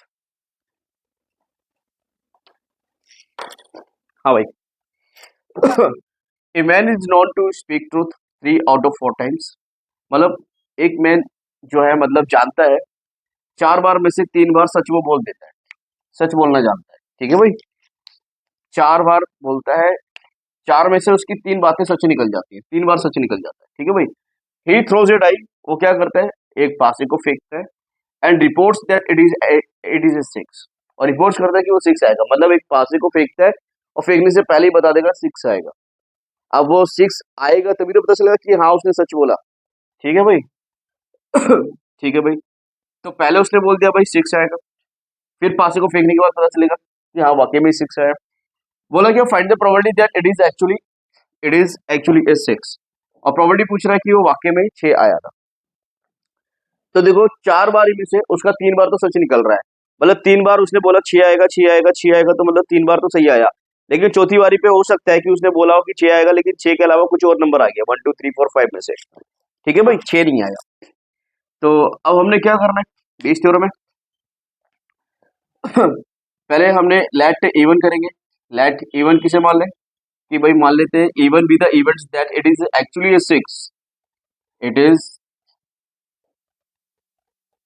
Actually a 6, and E2 मान लेते हैं इट इज नॉट अ 6, 6 नहीं आया। और ए डिनोट्स कर लेते हैं, ए be the events that main reports that there is a 6, there is a 6 on throwing a die। ठीक है भाई, एक पासे को फेंकने पर 6 आ रहा है या नहीं आ रहा है, रिपोर्ट्स कर रहा है वो 6 है या नहीं है। ठीक है। अच्छा, तो इवन क्या होगा भाई, एक एक डाई को थ्रो करने पर जो आपका सैंपल बनता है, जो पॉसिबल आउटकम्स होते हैं वो कौन कौन से होते हैं आपके, 1 2 3 4 5 और 6, इसमें से कुछ भी आ सकता है। लेकिन इसमें बोला कि 6 आने की जो प्रोबेबिलिटी होगी, 6 आने की प्रोबेबिलिटी होगी, 6 एक ही नंबर है, टोटल 6 है, तो प्रोबेबिलिटी क्या होगी 1/6, ये आप लोग जानते ही हैं। और 6 ना आने की जो प्रोबेबिलिटी होगी वो कितनी होगी, 5/6 होगी। 6 आ गया, इट मीन्स कि उसने सच बोला। और सच बोलने की जो प्रोबेबिलिटी बनेगी उसकी, भाई 3 बार सच बोल देता है 4 बार में से, तो इसकी इट मीन इसकी प्रोबेबिलिटी बनेगी 3/4, और 6 नहीं आया तो इसकी जो प्रोबेबिलिटी बनेगी वो कितनी बनेगी भाई, 1/4। और प्रोबेबिलिटी उसने बोला था find the probability that it is actually 6, तो 6 आने की जो प्रोबेबिलिटी निकालनी है हमने E1/A करके निकालनी है, ठीक है भाई। तो जिस इवेंट की प्रोबेबिलिटी पूछेगा उन दोनों का मल्टीप्लीकेशन क्या रहेगा, ऊपर रहेगा A/E1, एंड बाकी इन सभी के मल्टीप्लीकेशन का सम जो होगा वो अपॉन में आएगा ही आएगा, A/E1 plus probability of E2 into probability of A/E2। Clear भाई। नेक्स्ट इसको सोल्व करते हैं, 1/6 इंटू 3/4 एंड अपॉन में 1/6 इंटू 3/4 एंड प्लस 5/6 इंटू में 1/4। क्लियर भाई। सॉल्व कर दें, कितना आएगा, इनको अगर हम सॉल्व करते हैं ये हो जाएगा भाई 3 अपॉन में 6×4 = 24 एंड अपॉन में ये आ जाएगा आपका 3/24 प्लस ये 5/24 आ जाएगा। डिनोमिनेटर सेम है, ऐड हो जाएंगे, तो 3/24 एंड अपॉन में कितना हो जाएगा 3 5 8 हो जाएगा, 8/24। डिनोमिनेटर दोनों का सेम है 24 आंसर आएगा 3/8। क्लियर, ये इसका आंसर हो गया। नेक्स्ट क्वेश्चन, चलो भाई नेक्स्ट टॉपिक देखिए, रैंडम वेरिएबल, और इसमें बनाना होगा आपको प्रोबेबिलिटी डिस्ट्रीब्यूशन बनाना पड़ेगा। और बेटा ये आपका इंपॉर्टेंट टॉपिक है, बेस थ्योरम आपका हो गया है, बेस थ्योरम और ये प्रोबेबिलिटी डिस्ट्रीब्यूशन दोनों ही टॉपिक बहुत ज़्यादा इंपॉर्टेंट है, इसी में से ज़्यादा नंबर का आ जाता है, 4 या 5 नंबर का क्वेश्चन बन जाता है, ठीक है भाई। और साथ में प्रोबेबिलिटी डिस्ट्रीब्यूशन के साथ साथ कभी कभी किसी क्वेश्चन में आपको मीन भी कैलकुलेट करने के लिए बोलेगा, तो वो सब बातें मैं इस एग्जाम्पल के थ्रू से बताऊंगा, ठीक है। ओके, इस एग्जाम्पल में सारी बातें बताऊंगा। तो देखिए ये एग्जाम्पल क्या कहता है, 2 cards are drawn successfully with replacement, 2 cards निकाले गए हैं और वो भी विद रिप्लेसमेंट का केस है, from a well shuffled deck of 52 cards. भाई 52 पत्ते होते हैं, आपको मालूम ही है, और उन 52 पत्तों में से हमने क्वेश्चन में कह रहा है कि 2 कार्ड्स निकाले गए हैं, ठीक है भाई। सॉल्यूशंस की बात करते हैं, 52 ये कार्ड्स हैं आपके, ठीक है, ये 52 कार्ड्स मैंने बना दिए। और साथ में जो डिस्ट्रीब्यूशन बनाना है, find the probability distribution of the number of aces, हमने इक्के को लेके चलना, ठीक है। अब ये बताओ जो 52 कार्ड्स है उसमें जो इक्के होते हैं आपके, उसमें इक्के होते हैं भाई 4, ठीक है, एक हार्ट का, एक डायमंड का, एक स्पेड का और एक क्लब का, ठीक है भाई, 4 इक्के होते हैं। और साथ में अदर कार्ड्स कितने रह गए, 52 में से 4 एसेस हैं, तो इट मीन्स के 48 रिमेनिंग कार्ड्स बचे, ठीक है, अदर देन एसेस। ओके, जो हमें 2 कार्ड्स निकालने हैं, ठीक है, वो उनको नंबर ऑफ एसेस को जो है डिनोट करेगा, यहाँ पे हम लेट कर लेते हैं X, let X denotes the number of aces, the number of aces, ठीक है भाई, द नंबर ऑफ एसेस। तो देखिएगा भाई जो एक्स है, भाई जो 2 कार्ड्स निकले हैं, हो सकता है कि उन दोनों कार्ड्स में इक्का एक भी ना हो सकता है इक्का एक निकला हो सकता है इक्के दोनों ही निकल गए हो, ठीक है भाई। तो यहाँ पर मैं डिस्ट्रीब्यूशन बनाता हूँ, प्रोबेबिलिटी डिस्ट्रीब्यूशन, और यहाँ पे डिस्ट्रीब्यूशन जो बनेगा इसको मैं एक्स से डिनोट करता हूँ, और इसकी जो प्रोबेबिलिटी आएगी उसको पी अंडर ब्रैकेट एक्स से डिनोट करते हैं। तो एक्स में क्या क्या आ गया, एक तो 0 आ गया, एक 1 आ गया और एक 2 आ गया, यही सब पॉसिबिलिटीज हो सकती है भाई। दो जो आपके कार्ड्स निकले हैं उन दोनों कार्ड्स में इक्के कितने हो सकता है एक भी ना हो सकता है एक हो और हो सकता है 2 हो, तो इन सभी की मुझे प्रोबेबिलिटी भी निकालनी है। तो देखिएगा भाई एक्स इज इक्वल टू कितना भाई 0, 0 का मतलब कि दोनों कार्ड जो निकले वो आपके इक्के के नहीं निकले, तो दोनों कार्ड्स आपके अदर में से निकले। और ये जो क्वेश्चन है बेटा आपका, ये विद रिप्लेसमेंट का क्वेश्चन है, और विद रिप्लेसमेंट का मतलब होता है कि भाई हमने एक कार्ड निकाला और उसको वापसी रख दिया एंड देन फिर दूसरा कार्ड निकाला, ठीक है। तो जब पहला कार्ड आपने निकाला था तब भी कार्ड 52 थे गड्डी में, और जब दूसरा कार्ड निकाल रहे हो तब भी आपके कार्ड्स टोटल कितने गड्डी में 52, ठीक है भाई। तो पहला कार्ड निकालते हैं अदर में से, तो इसकी प्रोबेबिलिटी क्या होगी भाई 48/52। उस पत्ते को निकाला, वापसी रख दिया गड्डी में, उसको फेंट दिया और फिर दोबारा से एक पत्ता निकाल रहे हो वो भी अदर में से निकला दोबारा पत्ता, तो फिर अदर की प्रोबेबिलिटी क्या होगी अगेन 48/52 और यहाँ पर मल्टीप्लीकेशन थ्योरम लग रही है जो आपने सेकंड एक्सरसाइज में पढ़ी थी। ठीक है भाई, क्योंकि जब एक से ज्यादा कार्ड्स निकाल रहे हैं, एक से ज्यादा बॉल्स निकाल रहे हैं तो मल्टीप्लीकेशन थ्योरम का यूज करते हैं। तो चलिए सॉल्व करते हैं इसको। 4 से डिवाइड हो जाएगा आराम से, तो ये 1 2 और ये यहाँ पर आ जाएगा 13। 13 4 जा 52 होता है, ये 12 4 जा होता है, 4 से डिवाइड कर रहा हूँ 13। इनका मल्टीप्लीकेशन करेंगे, 12 12 का मल्टीप्लाई करेंगे तो 144 एंड अपॉन में 169 ये आ गया।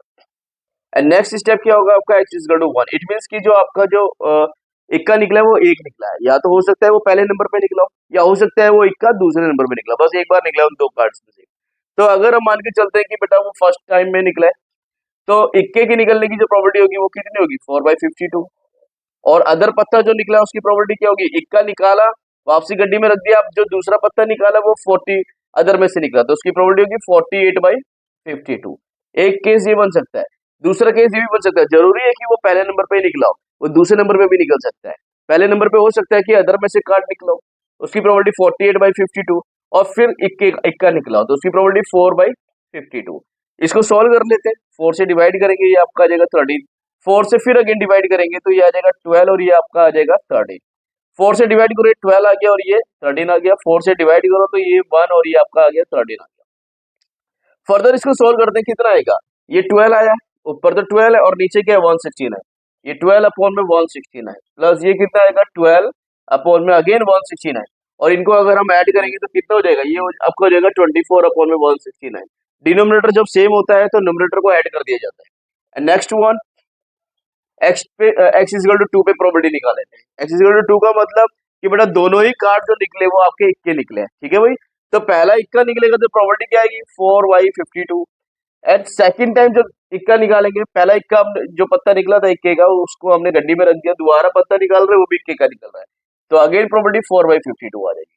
इसको डिवाइड करेंगे 13 आ जाएगा, डिवाइड करेंगे 13 आ जाएगा, इट मींस 1/169 आ जाएगा। इन सभी की प्रोबेबिलिटी को यहाँ लिखेंगे, तो जीरो पर जो प्रोबेबिलिटी आई थी वो आई थी 144/169, मैंने इसको यहाँ फिल कर दिया।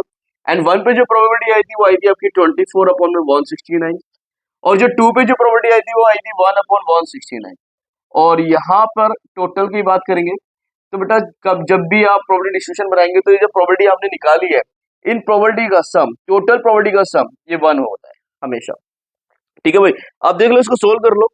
भाई डिनोमिनेटर तो सभी का सेम है, जब हम ऐड करेंगे तो न्यूमरेटर ऐड हो जाएंगे, 144 प्लस 24 ऐड करेंगे 168, और 1 ऐड करेंगे 169, और अपॉन में 169 चल ही रहा है तो कैंसिल हो जाएगा, तो 1 आएगा, 169 अपॉन 169 1 होता है। ठीक है, अब मेरा नेक्स्ट क्वेश्चन ये कहता है, हालांकि इस क्वेश्चन में पूछा नहीं है, बट अगर वो एग्जाम में पूछ ले कि मीन भी निकालो, ठीक है भाई, मीन को एक्स बार से डिनोट करते हैं, और इसकी जो इसका एक और नाम है यहाँ पर एक्सपेक्टेशन वैल्यू, एक्सपेक्टेशन वैल्यू। ठीक है भाई, इसको हम ई एक्स से डिनोट कर देते हैं। तो फाइनली इसका दोनों ही तरीके से हो सकता है, और इसका जो आंसर, इसका जो फॉर्मूला होता है समीसम पी एक्स होता है। पी का मतलब प्रोबेबिलिटी और एक्स का मतलब ये जो रैंडम वेरिएबल है एक्स, मतलब आपको करना है क्या है, पी और एक्स इन दोनों का मल्टीप्लीकेशन करना है, तो ये पी एक्स आएगा। ठीक है भाई, तो इसको सॉल्व करते हैं, तो यहाँ पर आएगा बेटा आपका, इनका मल्टीप्लाई करेंगे जीरो से तो जीरो ही आएगा, और 1 का इसे 24/169 से मल्टीप्लाई करेंगे 24/169 आएगा। 2 की 1/169 से मल्टीप्लाई करेंगे 2/169 आ गया, और इनको टोटल करेंगे तो ये आपका देगा, डिनोमिनेटर सेम है, ये तो जीरो है, हटाओ इसको, 24 एंड 2 को ऐड करेंगे 26/169 आ जाएगा। ठीक है भाई, और आगे इसको हम सॉल्व करते हैं, तो बेटा इसका जो टोटल आया, पी एक्स का जो टोटल आया वो 26 अपॉन में कितना है 169, इसको 13 से हम डिवाइड कर सकते हैं, 13 2 जा एंड 13 13 जा 169 होता है, ये आपका 2/13 आ गया। अगर आप चाहें इसको डेसिमल में भी आंसर दे सकते हैं कि भाई जिसे 13 डिवाइड करेगा 2 को, एक डेसिमल लगाया, जीरो लगाई, 13 1 जा 13 आ गया, 7 बचा, एक जीरो, 13 5 जा 65 आ गया, ये 5 बचा, एक जीरो और लगाई, फिर 13 4 जा कितना जा 52 होता है, तो अप्रोक्सीमेटली 50 के आसपास, ये बिल्कुल नजदीक है 52।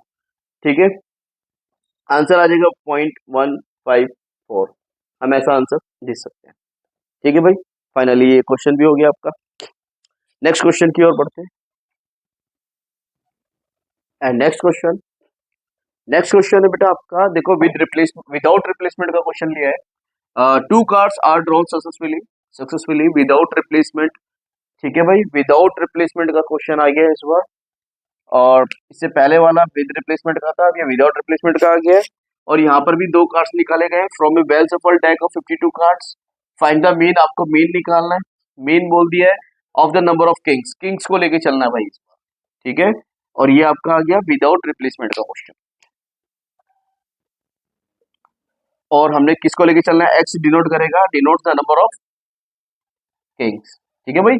और कार्ड में किंग्स कितने होते हैं बेटा, किंग्स भी यहाँ पर 4 होते हैं, ठीक है। 2 रेड कलर के, 2 ब्लैक कलर के, है ना। बाकी अदर कार्ड मुझे 48 4 के अलावा, ठीक है भाई। और साथ में इसने ऐसा कुछ बोला नहीं कि डिस्ट्रीब्यूशन वगैरह बनाने का, तो लेकिन बेटा मीन तो तभी बनेगा जब ही निकलेगा तो जब आपका प्रोबेबिलिटी डिस्ट्रीब्यूशन बनेगा, ठीक है। लास्ट क्वेश्चन मैंने बताया था डिस्ट्रीब्यूशन से ही हम मीन निकालते हैं, तो चलिएगा। X is equal to zero, X is equal to zero, it means की मतलब कि बेटा कि हो सकता है कि जो 2 कार्ड्स निकाले हैं उसमें से किंग एक भी ना निकला हो सकता है किंग एक निकला हो सकता है किंग दोनों निकले हो। तो अगर किंग एक भी नहीं निकला दोनों कार्ड्स में से, तो दोनों कार्ड्स अदर में से निकले, तो प्रोबेबिलिटी क्या बनेगी, चलिए देखते हैं। फर्स्ट कार्ड निकलेगा तो ये 48 अपॉन में 52 इसकी प्रोबेबिलिटी होगी। एंड नेक्स्ट भाई एक पत्ता कम हो गया है, एक पत्ता कम हो गया है, तो अब ये पत्ते रह गए होंगे कितने, 47, और ये तो उतने ही रह गए होंगे 4, टोटल कितना बन गया होगा 51। अब के टोटल कार्ड्स आएंगे 51। अब निकालो, देखो अब दूसरा पत्ता भी अदर में से निकला है, वो अदर में कितने पत्ते रह गए हमारे पास, कितने कार्ड्स रह गए 47। तो अब जो प्रोबेबिलिटी बनेगी वो कितनी बनेगी, 47 अपॉन में टोटल कार्ड्स कितने 51, ठीक है भाई। सॉल्व कर लेते हैं इसको। 4 से डिवाइड कर दो 12 आ गया, 4 से डिवाइड करो 13 आ गया। फर्दर 3 से डिवाइड कर दो, 3 4 जा, और 3 से इसको डिवाइड कर दो 17 आ गया। इनका मल्टीप्लाई कर दो कितना आ जाएगा, 4 7 जा 28, 8 2 कैरी 4 4 जा 16 2 18, और 13 और 17 का मल्टीप्लाई 221, ठीक है भाई, क्लियर। चलिए बता देता हूँ इसको, अब अगली बात करते हैं। एक क्या निकला है आपका, किंग निकला है। तो हो सकता है किंग बेटा आपका स्टार्टिंग में निकला हो, तो स्टार्टिंग में किंग निकला हुआ तो प्रोबेबिलिटी बनेगी 4/52। एक पत्ता कम हो चुका है, अब किंग रह गए भाई 3, और ये तो उतने ही है 48, टोटल कार्ड्स कितने हैं भाई 51, ठीक है। अब दूसरा पत्ता अदर में से निकला है, तो अदर में से क्या प्रोबेबिलिटी निकलेगी 48 बाई, अदर की प्रोबेबिलिटी बनेगी 48 बाई, टोटल कितने रह गए कार्ड्स 51, ठीक है। अब बेटा हो सकता है कि जरूरी नहीं कि किंग आपका एक फर्स्ट नंबर पे निकला हो, ठीक है। हो सकता है भाई सेकंड नंबर पे निकला हो, तो फर्स्ट नंबर पे ये अदर में से निकला होगा, तो उसकी प्रोबेबिलिटी होगी 48 अपॉन में टोटल कितने 52, इंटू में एक कार्ड्स निकल चुका है, ये कितने रह गए होंगे 47, ये तो अभी उतने ही है 4, और टोटल कितने हो गए भाई 51, है ना। अब निकालो इसमें से किंग का कार्ड, तो किंग कार्ड निकलेगा तो किंग कार्ड 4 है टोटल, और टोटल कितने भाई 51, तो इसकी प्रोबेबिलिटी 4/51 बनेगी, ठीक है। चलिए इसको भी मैं मिटा देता हूँ। सॉल्व करते हैं, 4 से डिवाइड करेंगे कितना जाएगा 13, 4 से डिवाइड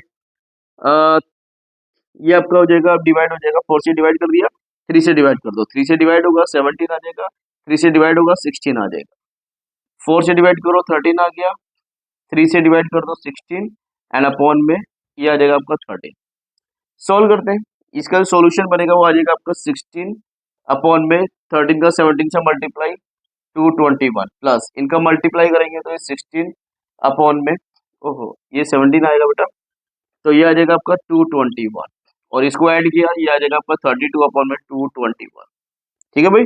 अब दोनों ही किंग कार्ड से, तो उसकी प्रोबेबिलिटी क्या होगी भाई, देखो पहला कार्ड निकला वो किंग का था, तो प्रोबेबिलिटी बनेगी 4/52, 52 में 4 कार्ड्स थे किंग के। अब जब एक कार्ड निकल गया, विदाउट रिप्लेसमेंट का केस है ना, तो विदाउट रिप्लेसमेंट के केस में जिस पत्ते को निकाल लिया उसको वापसी गड्डी में नहीं रखा, उसको साइड में रख दिया। अब जो रिमेनिंग कार्ड्स रह गए, तो 3 कार्ड्स रह गए हमारे किंग के, तो इसकी प्रोबेबिलिटी क्या बनेगी, टोटल कितने रह गए होंगे 51, ठीक है भाई। एक पत्ता निकलने के बाद तो प्रोबेबिलिटी बनेगी 3/51, किंग कार्ड 3 है और टोटल 51 है, अपॉन में टोटल लिखते हैं। प्रोबेबिलिटी इसको सोल्व कर दो, ये डिवाइड किया तो 13 आ गया, इसको डिवाइड किया तो ये 17 आ गया, और इसका आंसर आएगा ऊपर कुछ नहीं बचा 1 1, मतलब 1 अपॉन में 221। इसको हम सॉल्व करते हैं। जीरो पर जब प्रोबेबिलिटी आई थी 188 अपॉन में 221 आई थी भाई, और 1 पे जो प्रोबेबिलिटी आई थी वो 32 अपॉन में 221, 2 पे जो प्रोबेबिलिटी आई थी 1 अपॉन 221, और ठीक है भाई इनका सम करेंगे तो ये 1 बैठेगा क्या, तो 188 में 32 को हम ऐड करेंगे तो 220 आ जाएगा, 220 एंड 1 220, 1 अपॉन में 221, इट मींस कि 1 आ जाएगा, ठीक है भाई।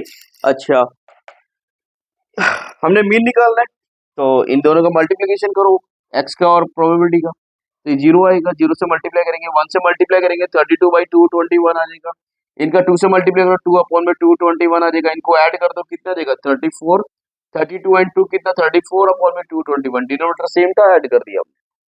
देन अब आप इसका आंसर क्या आ जाएगा भाई, टोटल आ रहा है 34/2 21, 17 से डिवाइड हो जाएगा, 17 जो 17 से इसको डिवाइड करेंगे 13 आ जाएगा, ये आपका आ गया 2/13, और 13 अगर 2 को डिवाइड करेगा तो इसका आंसर आएगा, डेसिमल लगाया, जीरो लगाई, 13 बचा 13 आ गया, 7 बचा, है ना, 7 बना, और फिर जीरो लगाई तो ये फिर 5 जा 65, 50 फिर वही 4 जा लगभग, तो इसका आंसर डैश वही आ गया 1.0.1454, इतना लिख सकते हैं। ठीक है भाई, चलिए नेक्स्ट क्वेश्चन की ओर बढ़ते हैं।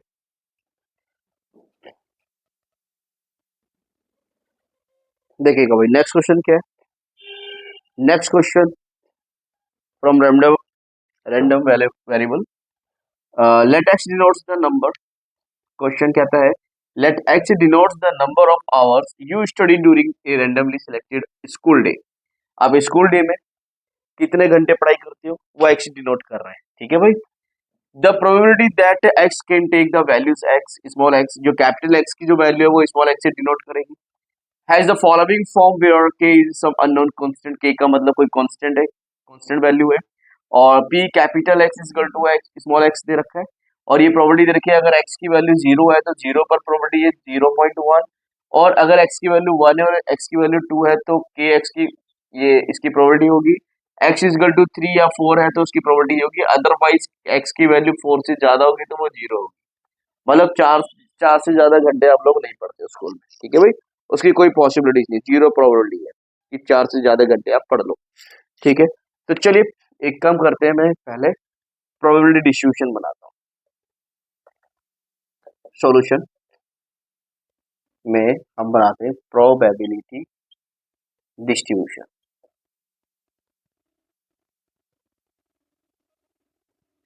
प्रोबेबिलिटी डिस्ट्रीब्यूशन की अगर हम बात करें तो भाई ये आपका आ रहा है एक्स, और उसकी जो प्रोबेबिलिटी है ना, एक्स की वैल्यूज क्या क्या है वो स्मॉल एक्स से डिनोट कर रहे हैं, एक्स की वैल्यू को स्मॉल एक्स से डिनोट कर रहे हैं, तो जीरो है, 1 पे प्रोबेबिलिटी दे रखी है, 2 पे प्रोबेबिलिटी दे रखी है, 3 पर प्रोबेबिलिटी दे रखी है, 4 पर प्रोबेबिलिटी दे रखी है, और इसका टोटल हम देख लेंगे क्या आएगा। ठीक है भाई, देखो एक्स की वैल्यू अगर जीरो तो प्रोबेबिलिटी दे रखी है 0.1, और 0.1 का मतलब होता है 1/10, है ना, 0.1 है भाई, डेसिमल हटाएंगे तो एक जीरो आ जाएगी अपन, मतलब 1/10, क्लियर। अच्छा, और 1 पे जो प्रोबेबिलिटी है वो के एक्स है, लेकिन यहाँ पर एक्स की वैल्यू अगर हम 1 लेके रहे तो 1 रखना पड़ेगा, यहाँ पे के एक्स की जगह 1 रखेंगे तो के ही रहेगा, और अगर हम एक्स की वैल्यू 2 ले रहे हैं तो यहाँ पर क्या आ जाएगा 2k आ जाएगा। 3 पर देखें तो एक्स की वैल्यू 3 अगर हम यहाँ पे रख रहे हैं तो कितना आएगा, 5 माइनस 3 करेंगे तो ये 2k आ जाएगा, और अगर एक्स की वैल्यू 4 रख रहे हैं एक्स की जगह तो 4 माइनस 5 माइनस 4 कितना हो जाएगा, 1 आ जाएगा, मतलब 1k मतलब k आ जाएगा, और आपको मालूम है टोटल प्रोबेबिलिटीज का सम कितना होता है भाई, 1 होता है। ठीक है, तो सबसे पहले हम वैल्यूज निकाल लेते हैं k की, तो आप लोग जानते हैं कि भाई टोटल जो प्रोबेबिलिटीज का जो सम होता है समीसम p वो कितना होता है, 1 होता है, और इन सभी का टोटल कितना होगा, ये 1/10 प्लस बाकी जो k वाले टर्म्स इनको ऐड कर लो, k 2k और k कितने हो जाएंगे 2 और 2 4, 1 और 1, ठीक है, 2 2 4 1 5 एंड 1 6k हो जाएगा भाई, टोटल k को ऐड करा तो 6k आ जाएगा, इक्वल टू 1 रखना है हमने, 6k को यही रखना है 1, ये 1/10 बेटा इधर आके राइट में आके माइनस हो जाएगा, इसको सोल्व करेंगे तो कितना आएगा 10 1 10 माइनस 1 करेंगे तो ये आपका आ जाएगा 9/10, और k का वैल्यू निकालेंगे 6 अपॉन में आ जाएगा, 3 से डिवाइड कर दो, 3 2 जा और 3 3 जा, ठीक है भाई, तो इसका आंसर आ जाएगा 3 बाई ये 10 2 जा कितना हो जाएगा 20, ये आपका k का वैल्यू आ गया 3/10 3/20। ओके, तो जितने भी आप ये k देख रहे हो उन सभी में k की वैल्यू 3/20 रखेंगे। अगर मैं इसको कंप्लीट करना चाहता हूँ, इसको k की वैल्यू अगर मैं फिल करना चाहता हूँ तो बेटा यहाँ पर तो 1/10 ये एज रहेगा, यहाँ k का वैल्यू रखेंगे 3/20 आ जाएगा, 3/20 का मतलब k का वैल्यू जो है वो 2 से मल्टीप्लाई करेंगे, मतलब 3/20 का 2 से मल्टीप्लाई करेंगे तो 6/20 आ गया, फिर अगेन ये 6/20 आ गया, फिर k का वैल्यू रखेंगे 3/10 और यहाँ पर टोटल जो आएगा वो 1 बनेगा। ठीक है, ये 20 आएगा यहाँ पर, और यहाँ पे 20 है, यहाँ पे 20 नहीं है, तो इसको हम ऐसे भी लिख सकते हैं, 1/10 को क्या लिख सकते हैं, 2/20 लिख सकते हैं, 1/10 ही बनेगा। डिनोमिनेटर सेम है, डिनोमिनेटर को जोड़ दो, कितना आ जाएगा, 6 और 6 कितना हो जाएगा भाई, 18 हो जाएगा। 18, 3 और 3 है ना भाई, 3 और 3 6 और 6 6 18, और ये 2 20, 20/20 कितना हो जाएगा, 1 हो जाएगा। फिलहाल अपने को आंसर क्या निकालना है, पहले का आंसर आपका ये निकल गया। जो फर्स्ट पॉइंट उसने बोला था कि भाई के की वैल्यू निकालो, के की वैल्यू निकालते 3/20। अब आगे बी पॉइंट को मैं यहाँ पे लिख लेता हूँ। तो इसने बोला आगे बी पॉइंट में find the probability that you study at least 2 hours. तो भाई कम से कम 2 घंटे आप पढ़ाई करते हो। एटलीस्ट 2 आवर्स का मतलब हो गया कि या तो आप 2 घंटे पढ़ाई कर रहे हो या 2 से ज्यादा पढ़ रहे हो, मतलब कम से कम 2 घंटे तो पढ़ाई कर ही रहे हो। ठीक है भाई, अच्छा कम से कम 2 या 2 से ज्यादा, तो 2 या 2 से ज्यादा, 2 या 2 से ज्यादा में ये सारा आ जाएगा। ठीक है भाई, 2k प्लस के, आप 2 घंटे पढ़ रहे हो, 3 घंटे पढ़ रहे हो, 4 घंटे पढ़ रहे हो, तो इनका क्या प्रोबेबिलिटी बनेगा, पहले इन सबको ऐड कर लो, 2 2 4 और 1 कितना हो जाएगा बेटा, 5 के हो जाएगा, और आप के की वैल्यू रखेंगे 3/20, तो आपका आंसर आ जाएगा 5 4 जा 5 से 20 को हमने कैंसिल कर दिया और आंसर आ जाएगा 3/4, और 3/4 का मतलब होता है 0.75, इट मीन 75%। इसने बोला फिर आगे एग्जैक्टली 2 आवर्स, अगर आप केवल 2 ही घंटे पढ़ाई कर रहे हो, एग्जैक्ट एकदम 2 घंटे पढ़ रहे हो, तो 2 घंटे की प्रोबेबिलिटी क्या है भाई, 2k, तो 2 इंटू के की वैल्यू 3/20, मल्टीप्लाई कर दो, इसको सोल्व करो, 2 से 20 कैंसिल हो जाएगा, 10 आ जाएगा, 3/10 का मतलब होता है 0.3। एंड नेक्स्ट इसने बोला कि एटमोस्ट 2 आवर्स, अगर आप ज्यादा से ज्यादा 2 घंटे पढ़ते हो, तो ज्यादा से ज्यादा 2 घंटे पढ़ते हो, या तो 2 घंटे पढ़ते हो या 2 घंटे से ज्यादा, 2 घंटे से कम पढ़ते हो। ठीक है भाई, एटमोस्ट का मतलब हो गया ज्यादा से ज्यादा 2 घंटे पढ़ते हो, इससे ज्यादा नहीं पढ़ रहे हो, तो इसका मतलब क्या है कि 2 घंटे पढ़ रहे हो या 2 घंटे से कम पढ़ रहे हो। ठीक है, तो एक्स किसको रिप्रेजेंट करेगा, लेस देन इक्वल टू 2 को। ठीक है भाई 2 घंटे या उससे कम, तो मतलब यहाँ पर क्या क्या आ जाएगा, एक तो 1/10 आ जाएगा, 2k और k आ जाएगा, तो कितना हो जाएगा भाई, 3k हो जाएगा। इसको सॉल्व कर रहे थे, 1/10 को हम लिख सकते हैं 2/20। ठीक है भाई, लिख दिया, प्लस 3 इंटू के की वैल्यू कितनी भाई, 3/20।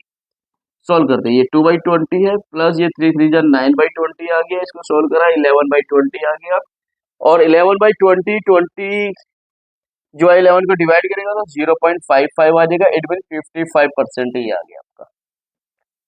ये क्वेश्चन हो गया आपका। नेक्स्ट क्वेश्चन देखते हैं। नेक्स्ट एग्जांपल है बेटा, फाइंड द प्रोबेबिलिटी डिस्ट्रीब्यूशन, हमने प्रोबेबिलिटी डिस्ट्रीब्यूशन बनाना है of number of double eights, double eights को लेके चलना है in 3 throws of a pair of dice. It means कि पेयर ऑफ डाइस को आपने कितनी बार थ्रो किया बेटा, 3 बार फेंका है। ठीक है, तो उसमें डबलेट्स आने के जो डिस्ट्रीब्यूशन बनाना है, ठीक है, उसको देखते हैं। तो देखिए डबलेट्स को लेके चल रहे हैं, तो सॉल्यूशन में लिखेंगे let X denotes the number of doublets, the number of doublets. ठीक है भाई, एक्स डिनोट करेगा डबलेट्स को, ओके। और हमने जो डबलेट्स हमने लेने हैं, और पेयर ऑफ डाइस को हमने कितनी बार फेंका है भाई, 3 बार फेंका है। तो यहाँ पे चलिए मैं यहाँ पे लिख लेता हूँ,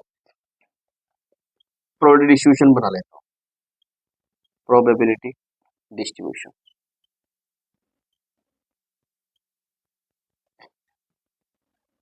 चलिए भाई, एक्स हो सकता है कि जो हमने पेयर ऑफ डाइस को 3 बार फेंका है उनमें से एक बार भी डबलेट्स ना आए, हो सकता है एक बार आ जाए, हो सकता है 2 बार आ जाए, और हो सकता है 3 बार आ जाए, 3 से ज्यादा बार आएगा ही नहीं, क्योंकि हमने पेयर ऑफ डाइस को फेंका ही 3 बार है। और डबलेट्स का मतलब होता है कि बेटा डबल नंबर, दोनों ही पासों पर सेम नंबर आ जाए, जैसे 1 1 2 2 3 3 4 4 5 5 6 6 आ जाए। ठीक है, और आप लोग जानते हैं कि बेटा कि जो हम पेयर ऑफ डाइस को जब थ्रो करते हैं तो सैंपल स्पेस कितने बनते हैं। ठीक है, and let as be the sample space, as be the sample space of throwing a pair of dice, a pair of dice.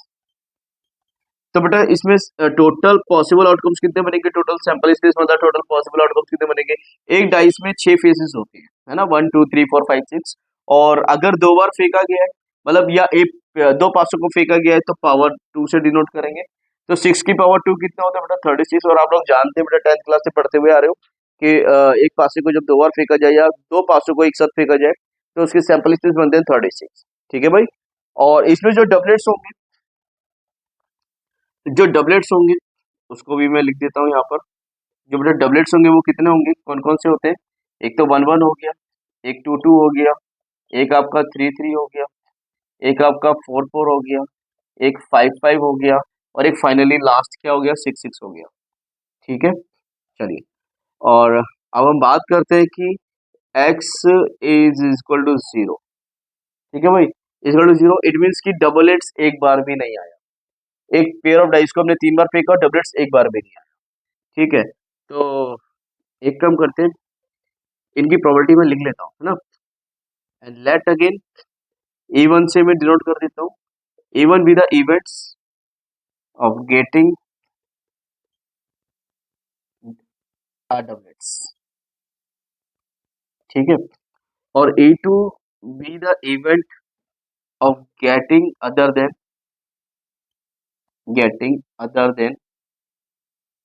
A doublet. ठीक है भाई।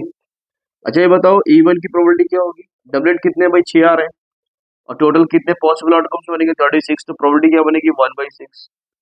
ठीक है, और डबलेट नहीं आ रहा है, तो 6 के अलावा बाकी 36 में से 6 को हटा दो, डबलेट्स को हटा दो, 30 एलिमेंट्स बचेंगे, 30 पॉसिबल आउटकम्स।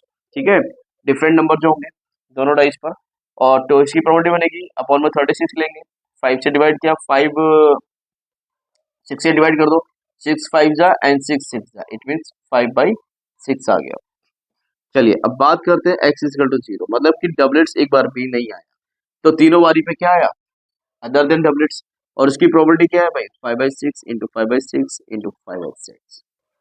ठीक है भाई, सॉल्यूशन कितना हो जाएगा 125 अपॉन में 216। ठीक है भाई, नेक्स्ट एक बार आया, डबलेट्स एक बार आया, हो सकता है कि पहली बारी पे आया हो, तो दोनों बारी पे अदर देन डबलेट्स आया होगा। हो सकता है कि डबलेट सेकंड नंबर पे आया हो, तो पहले नंबर पे और थर्ड नंबर पे अदर देन डबलेट्स आया हो। ठीक है भाई, सेकंड नंबर पे डबलेट्स हो सकता है, और हो सकता है थर्ड नंबर पे डबलेट्स आया हुआ आपका, देन फर्स्ट नंबर पे और सेकंड नंबर पे अदर देन डबलेट्स, और थर्ड नंबर पे डबलेट्स आ गया हो। इसको सॉल्व करते हैं, इसका जो सॉल्यूशन होगा बेटा ये हो जाएगा आपका 25 अपॉन में 216, इसका सॉल्यूशन 25 अपॉन में 216, इसका 25 अपॉन में 216, फाइनली 75 अपॉन में 216 आ गया। एंड नेक्स्ट वन प्रोबेबिलिटी निकालनी है x इक्वल टू 2 पर। हाँ, 2 का मतलब कि डबलेट जो आया वो 2 बार आया, हो सकता है कि पहली 2 बारी पे आ गया हो 1/6 इंटू 1/6, तीसरी बारी पे अदर देन डबलेट्स आया हो सकता है कि पहली बारी पे, है ना, डबलेट्स जो अदर देन डबलेट्स है उस पर फोकस करो, हो सकता है कि ये लास्ट में आया हो सकता है कि सेकंड नंबर पे आया हो, तो पहले और लास्ट वाले नंबर पे डबलेट्स आया हो, बाद में सेकंड नंबर पे अदर देन डबलेट्स आया हो सकता है कि जो अदर देन डबलेट्स है वो पहले नंबर पे आया हो, बाद के 2 बारी पे डबलेट्स आ गया हो आपका। ठीक है, देन इसका सॉल्यूशन होगा 5/216 प्लस 5/216 एंड प्लस 5/216। अगर हम इनका मल्टीप्लाई करते हैं, पहले मल्टीप्लीकेशन पहले किया जाता है। ठीक है भाई, एंड देन इसका जो सॉल्यूशन बनेगा वो बनेगा आपका कितना हो गया 555 15 अपॉन में 216। एंड फाइनली हो सकता है कि तीनों बारी पे डबलेट्स आ गया हो, तो 1/6, सेकेंड नंबर पे 1/6 एंड थर्ड नंबर पे 1/6, तो इसका आंसर आ जाएगा 1/216। ठीक है भाई, और इसको यहाँ दिखा दो आप, इनकी प्रोबेबिलिटी क्या है, 0 पे जो प्रोबेबिलिटी है वो 125 अपॉन में 216 है, 1 पे जो प्रोबेबिलिटी है वो 75 अपॉन में 216 है, 0 पे 2 पे जो प्रोबेबिलिटी है वो 15 अपॉन में 216 है, 3 पे 1 अपॉन में 216। ठीक है भाई, एंड बेटा डिस्ट्रीब्यूशन ही बनाना था इसमें। टोटल की अगर हम बात करेंगे ना, तो इसका टोटल की बात करो, देखो कितना बन रहा है 125 एंड 75, 200 ये हो गया, 15 एंड 116 ये हो गया, मतलब 216 आ गया, अपन में 216 चल ही रहा है। और ये 1 हो जाएगा 216 अपर में 216, ठीक है। टोटल प्रोबेबिलिटी का सम कितना है, 1 है। इट मीन्स कि आपका आंसर एकदम ठीक है। नेक्स्ट क्वेश्चन देखते हैं। देखिए भाई नेक्स्ट क्वेश्चन क्या कहता है, let a pair of dice be throw. हमने यहाँ पर भी पेयर ऑफ डाइस को थ्रो किया है, ठीक है। And the random variable X be the sum of the numbers that appear on the two dice.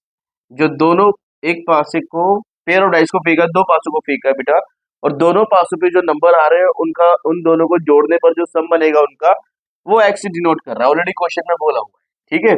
और आपको क्या निकालना है, फाइंड द मीन, या उसको हम क्या बोलते हैं, एक्सपेक्टेशन ऑफ एक्स। बात एक ही है, ठीक है भाई। तो हम डिस्ट्रीब्यूशन बनाएंगे और उसी में सारी चीजें बताएंगे। अच्छा, आप ये एक चीज तो जानते ही हो, क्या, कि पेयर ऑफ डाइस को फेंक रहे हैं। तो भाई let S be the sample space, sample space of of throwing, of throwing a pair of dice, a pair of dice, ठीक है भाई। तो आप लोग जानते हैं कि बेटा कि total number of possible outcomes कितने होंगे, सैंपल स्पेस टोटल एलिमेंट्स कितने होंगे, 6 की पावर 2, इट मींस 36, ठीक है भाई। तो चलो डिस्ट्रीब्यूशन बनाते हैं। अभी तक हम डिस्ट्रीब्यूशन बना रहे थे, पर डिस्ट्रीब्यूशन किस तरीके से, हॉरिजॉन्टल फॉर्म में, अब वर्टिकल फॉर्म में बनाएंगे, है ना, सारी चीजें उसमें दिखाएंगे। तो प्रोबेबिलिटी डिस्ट्रीब्यूशन, ठीक है। यहाँ पर आ जाएगा आपका सबसे फर्स्ट कॉलम आएगा एक्स का, एक्स, और साथ में जो आपका आएगा पॉसिबल आउटकम्स यहाँ दिखा देंगे, पॉसिबल आउटकम्स, एंड साथ ही उसकी प्रोबेबिलिटी हम यहाँ दिखाएंगे। और जब मेन निकालेंगे तो प्योर एक्स का मल्टीप्लीकेशन करेंगे, ठीक है भाई। तो देखो सबसे जो एक्स डिनोट कर रहा है वो सम को डिनोट कर रहा है, जो दोनों पासों पर फेंकने पर, पेरो डाइस को थ्रो करने पर जो दोनों पासों पर डाइस पर जो नंबर आ रहा है, शो हो रहा है, उन दोनों का सम। तो मिनिमम सम से स्टार्ट करते हैं। तो मिनिमम सम कितना होता है भाई, 2 होता है। एक्स डिनोट कर रहा है सम को, ठीक है। X be the sum of the number that appears on the two dice. तो मिनिमम सम होता है भाई 2। 2 किसका होता है, अगर दोनों पासों पे 1 1 आ जाए। ओके भाई, ठीक है। अगर हो सकता है कि 3 भी हो सकता है सम। 3 सम कब बनेगा, जब डाइस पर 1 2 आ जाए या फिर 2 1 आ जाए, तो इन दोनों को जोड़ने पर भाई 3 बनेगा, ठीक है भाई। नेक्स्ट 4 की बात करें, तो 4 किस किस को जोड़ने पर बनेगा भाई, 1 3 को जोड़ने पर बन सकता है, 2 2 को जोड़ने पर बन सकता है, एंड 3 1 को जोड़ने पर बन सकता है। तो सारे जितने पॉसिबल आउटकम्स होंगे सब लिखेंगे। 5 किस किस को जोड़ने पर बनेगा भाई, 1 4 को बनेगा, 2 3 को बनेगा, 3 2 को बनेगा, इवन 4 1 को बनेगा, ठीक है भाई। और नेक्स्ट 6 किस किस को जोड़ने पर बन जाएगा, ये सारी बातें हमने लिखनी है यहाँ पर। 1 5 2 4 3 3 और 4 2, ठीक है भाई। और किसको बनेगा भाई, 5 1 को बनेगा, ठीक है भाई। एंड 6 7 की बात करें तो 7 बनेगा आपका 1 6 2 5 3 4 4 3 5 2, हाँ, एंड 6 1, ठीक है भाई। अब बात करते हैं 8 किस किस को जोड़ने पर बनेगा, तो 8 बनेगा बेटा आपका 2 6 को जोड़ने पर बनेगा, 3 5 4 4 5 3 एंड 6 2, ठीक है भाई। अब हम बात करते हैं 9 किस किस को जोड़ने पर बनेगा, तो 9 बनेगा आपका 3 6 4 5 5 4 एंड 6 3, ठीक है भाई। एंड अगली बात करें 10 किसको जोड़ने पर बनेगा, ये बनेगा आपका 4 6 5 5 एंड 6 4, और फाइनली नहीं सेकंड लास्ट 11, और 11 के बाद हम देखेंगे 12 को, ठीक है भाई। तो देखो बेटा 11 किस किस को जोड़ने पर बनेगा, 6 5 और 5 6, है ना, 5 6 एंड 6 5, और 12 बनेगा 6 6 को जोड़ने पर, ठीक है भाई। इन सब की प्रॉपर्टी लिखते हैं। एक एलिमेंट इसकी प्रॉपर्टी क्या होगी, 1 अपॉन टोटल पॉसिबल आउटकम 36, ये आपका बन गया 2 बाई 36, ये आपका बन गया 3 बाई 36, ये आपका बन गया बेटा 4/36, ये आपका बन गया 5/36, ये आपका बन जाएगा 6/36, ये आपका बन जाएगा 5/36, है ना। नंबर कम होते जाएंगे अब 4/36, 3/36, 2/36 एंड 1/36, और इन सभी का जो सम होगा प्रोबेबिलिटीज का, ठीक है, तो 1 बैठेगा, है ना।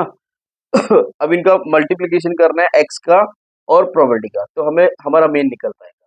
तो देखो मल्टीप्लाई करते हैं, 2/36 आ जाएगा, ये 3 2 जा 6/36 आ जाएगा, 4 3 जा 12/36 आ जाएगा, 5 4 जा 20/36 आ जाएगा, 6 5 जा 30/36 आ जाएगा, 7 6 जा 42/36 आ जाएगा, 8 5 जा 40/36 आ जाएगा, 9 4 जा 36/36 आ जाएगा, 10 3 जा 30/36 आ जाएगा, 11 2 जा 22/36 आ जाएगा, 12 1 जा 12 और (36) आ जाएगा। क्लियर भाई।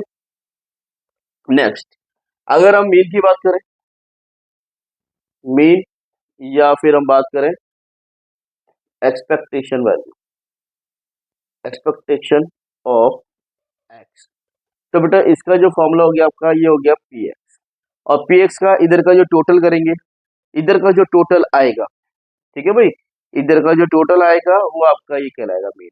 तो देखो वो डिनोमिनेटर डिनोमिनेटर तो सभी के में 36 ही है, न्यूमरेटर को आप ऐड कर लो, जैसे यहाँ पे 2 है, 2 6 8 8 12 20 20 40 40 30 कितना हो जाएगा भाई 70 70 और ये 42 मतलब 112 आ गया, चलो यहाँ तक जोड़ लिया, एंड 40 और ऐड कर लो तो 152 हो जाएगा, ठीक है भाई, 152 हो गया।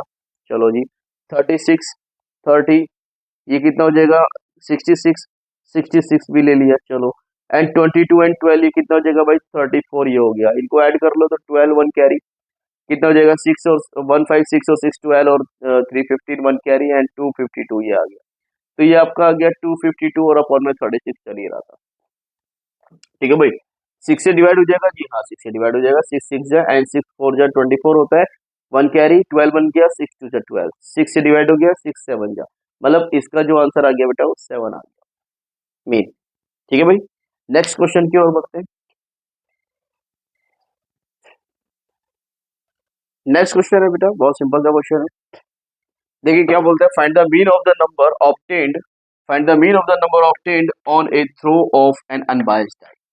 अच्छा जी, तो एक अनबाइस्ड डाई है, अनबाइस्ड डाई का मतलब होता है बेटा, अनबाइस्ड का मतलब नॉर्मल डाई, भाई पासा है आपका एकदम साधारण है, नॉर्मल है, टेढ़ा मेढ़ा नहीं है, ठीक है, तो उसको थ्रो करने पर कुछ भी नंबर आ सकता है, सभी के नंबर आने के चांसेस सेम है, ठीक है भाई। तो चलिए, तो जो भी नंबर आएगा उसका मीन निकालना है, तो नंबर जो भी आएगा, number obtained on throw on a throw of a unbiased die, तो इसका जब हम सॉल्यूशन करेंगे तो बेटा यहाँ पर जो x डिनोट करेगा, x denotes, we can write that let x denotes the number obtained, x denotes the number obtained on a throw of an unbiased die, ठीक है भाई। अच्छा, तो अब आप लोग जानते हैं कि मतलब एस से हम डिनोट करते हैं सैंपल स्पेस को, and let S be the sample space of throwing a die, एक डाई को फेंकते हैं तो सैंपल स्पेस क्या बनेगा, हो सकता है 1 आ जाए, 2 आ जाए, 3 आ जाए, 4 आ जाए, 5 आ जाए एंड 6 आ जाए, ठीक है भाई, ये नंबर आ सकते हैं। तो डिस्ट्रीब्यूशन बना लेते हैं, चलो भाई, प्रोबेबिलिटी डिस्ट्रीब्यूशन, एक्स जो डिनोट करेगा, एक्स डिनोट करेगा किसको, एक्स डिनोट करेगा जो नंबर आ रहा है पासों पर फेंकने पर, ठीक है भाई, डाई को थ्रो करने पर, तो हो सकता है 1 आ जाए, हो सकता है 2 आ जाए, हो सकता है 3 आ जाए, हो सकता है 4 आ जाए, हो सकता है 5 आ जाए, हो सकता है भाई 6 भी आ सकता है। ठीक है, और इन सभी की जो प्रोबेबिलिटी होगी सेम होगी।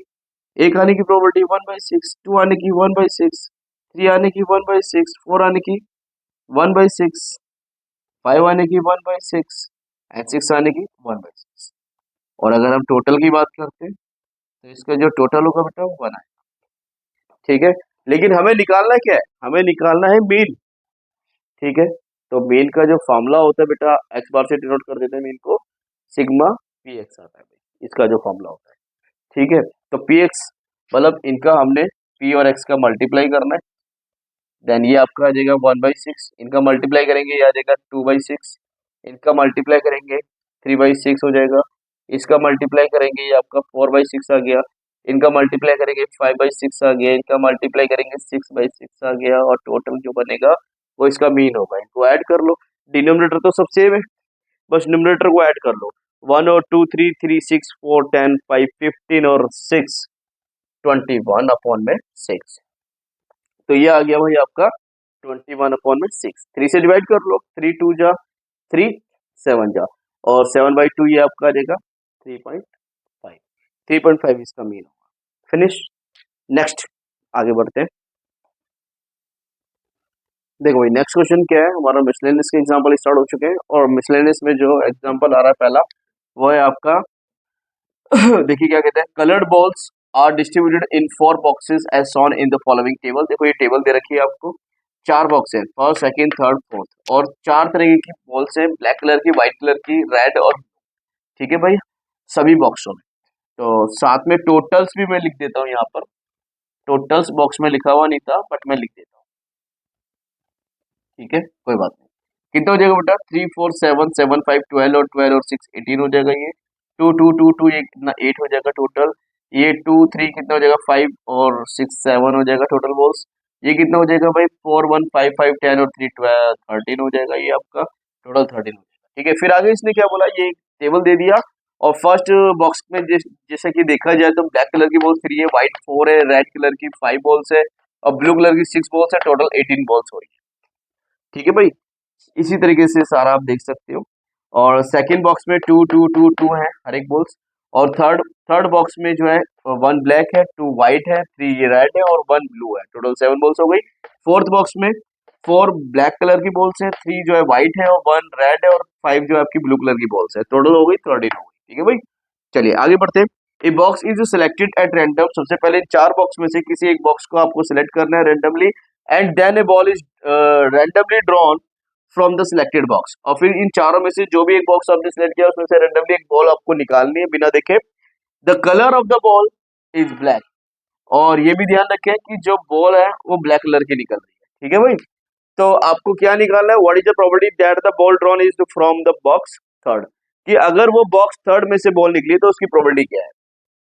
ठीक है, फर्स्ट इवेंट बैक को चुनने का, तो वो जो फर्स्ट इवेंट है उसको हम E1 से डिनोट करेंगे, E1 E2 E3 E4। E1 be the we are assuming that E1 be the events that choosing a box first, first box को हमने चुना, उसको E1 मान लिया। E2 हमने मान लिया choosing a box second. E3 हमने मान लिया चूजिंग ए बॉक्स थर्ड, और E4 में हमने मान लिया choosing a box fourth box को। और फिर ए मानेंगे सेकंड इवेंट जो है, बॉक्स को चुनने के बाद हमने क्या करना है, सेकंड नंबर को क्या करना है, फिर अगला स्टेप क्या है हमारा, कि हमने उसमें से एक ब्लैक कलर की बॉल निकालनी है। ठीक है, the ball A be the events that a black ball is drawing drawing. ठीक है, ब्लैक बॉल निकाल। ओके, तो बेटा ये बताओ कि अगर हमने फर्स्ट बॉक्स को चुना, तो वैसे तो हमारे पास 4 बॉक्सेस है, 4 बॉक्सेस है, और उसमें से किसी एक बॉक्स को चुनेंगे तो प्रोबेबिलिटी सभी का 1/4 ही रहेगा भाई। प्रोबेबिलिटी ऑफ E2 की बात करें तो 1/4, प्रोबेबिलिटी ऑफ E3 की बात करेंगे तो वो भी 1/4 आएगा, एंड नेक्स्ट प्रोबेबिलिटी ऑफ अगर हम E4 की बात करें तो वो भी आएगा आपका 1/4। ठीक है, अगर हमने फर्स्ट बॉक्स को सिलेक्ट किया और उसमें से रेड कलर ब्लैक कलर की बॉल निकलती है तो प्रोबेबिलिटी क्या बनेगी? ब्लैक कलर की बॉल्स कितनी है? 3 और टोटल कितने है भाई? 18। तो इट मीन 3/18 आ जाएगा। एंड अगर हमने सेकंड बॉक्स को चुना और उसमें से रेड ब्लैक बॉल निकालते हैं तो ब्लैक बॉल कितने भाई? 2। तो प्रोबेबिलिटी बनेगी भाई 2/8। ठीक है भाई। और अगर हम थर्ड बॉक्स को चुनते हैं और उसमें से ब्लैक कलर की बॉल निकालते हैं तो उसकी प्रोबेबिलिटी बनेगी 1/7। और अगर हमने बॉक्स चुना फोर्थ और उसमें से रेड ब्लैक कलर की बॉल निकलेगी तो उसकी प्रोबेबिलिटी बनेगी 4/30। लेकिन वो प्रोबेबिलिटी पूछ रहा है थर्ड बॉक्स की। थर्ड बॉक्स दे रहा, अगर थर्ड बॉक्स में से निकली तो प्रोबेबिलिटी क्या बनेगी भाई? ठीक है भाई। तो देखिएगा थर्ड बॉक्स को चुनने का, यहाँ पे दिखा देता हूँ मैं। प्रोबेबिलिटी ऑफ A3 में A। ठीक है, या मैं एक काम करता हूँ, इसको थोड़ा क्लीन कर देता हूँ एंड देन फिर क्वेश्चन को हम सॉल्व करते हैं।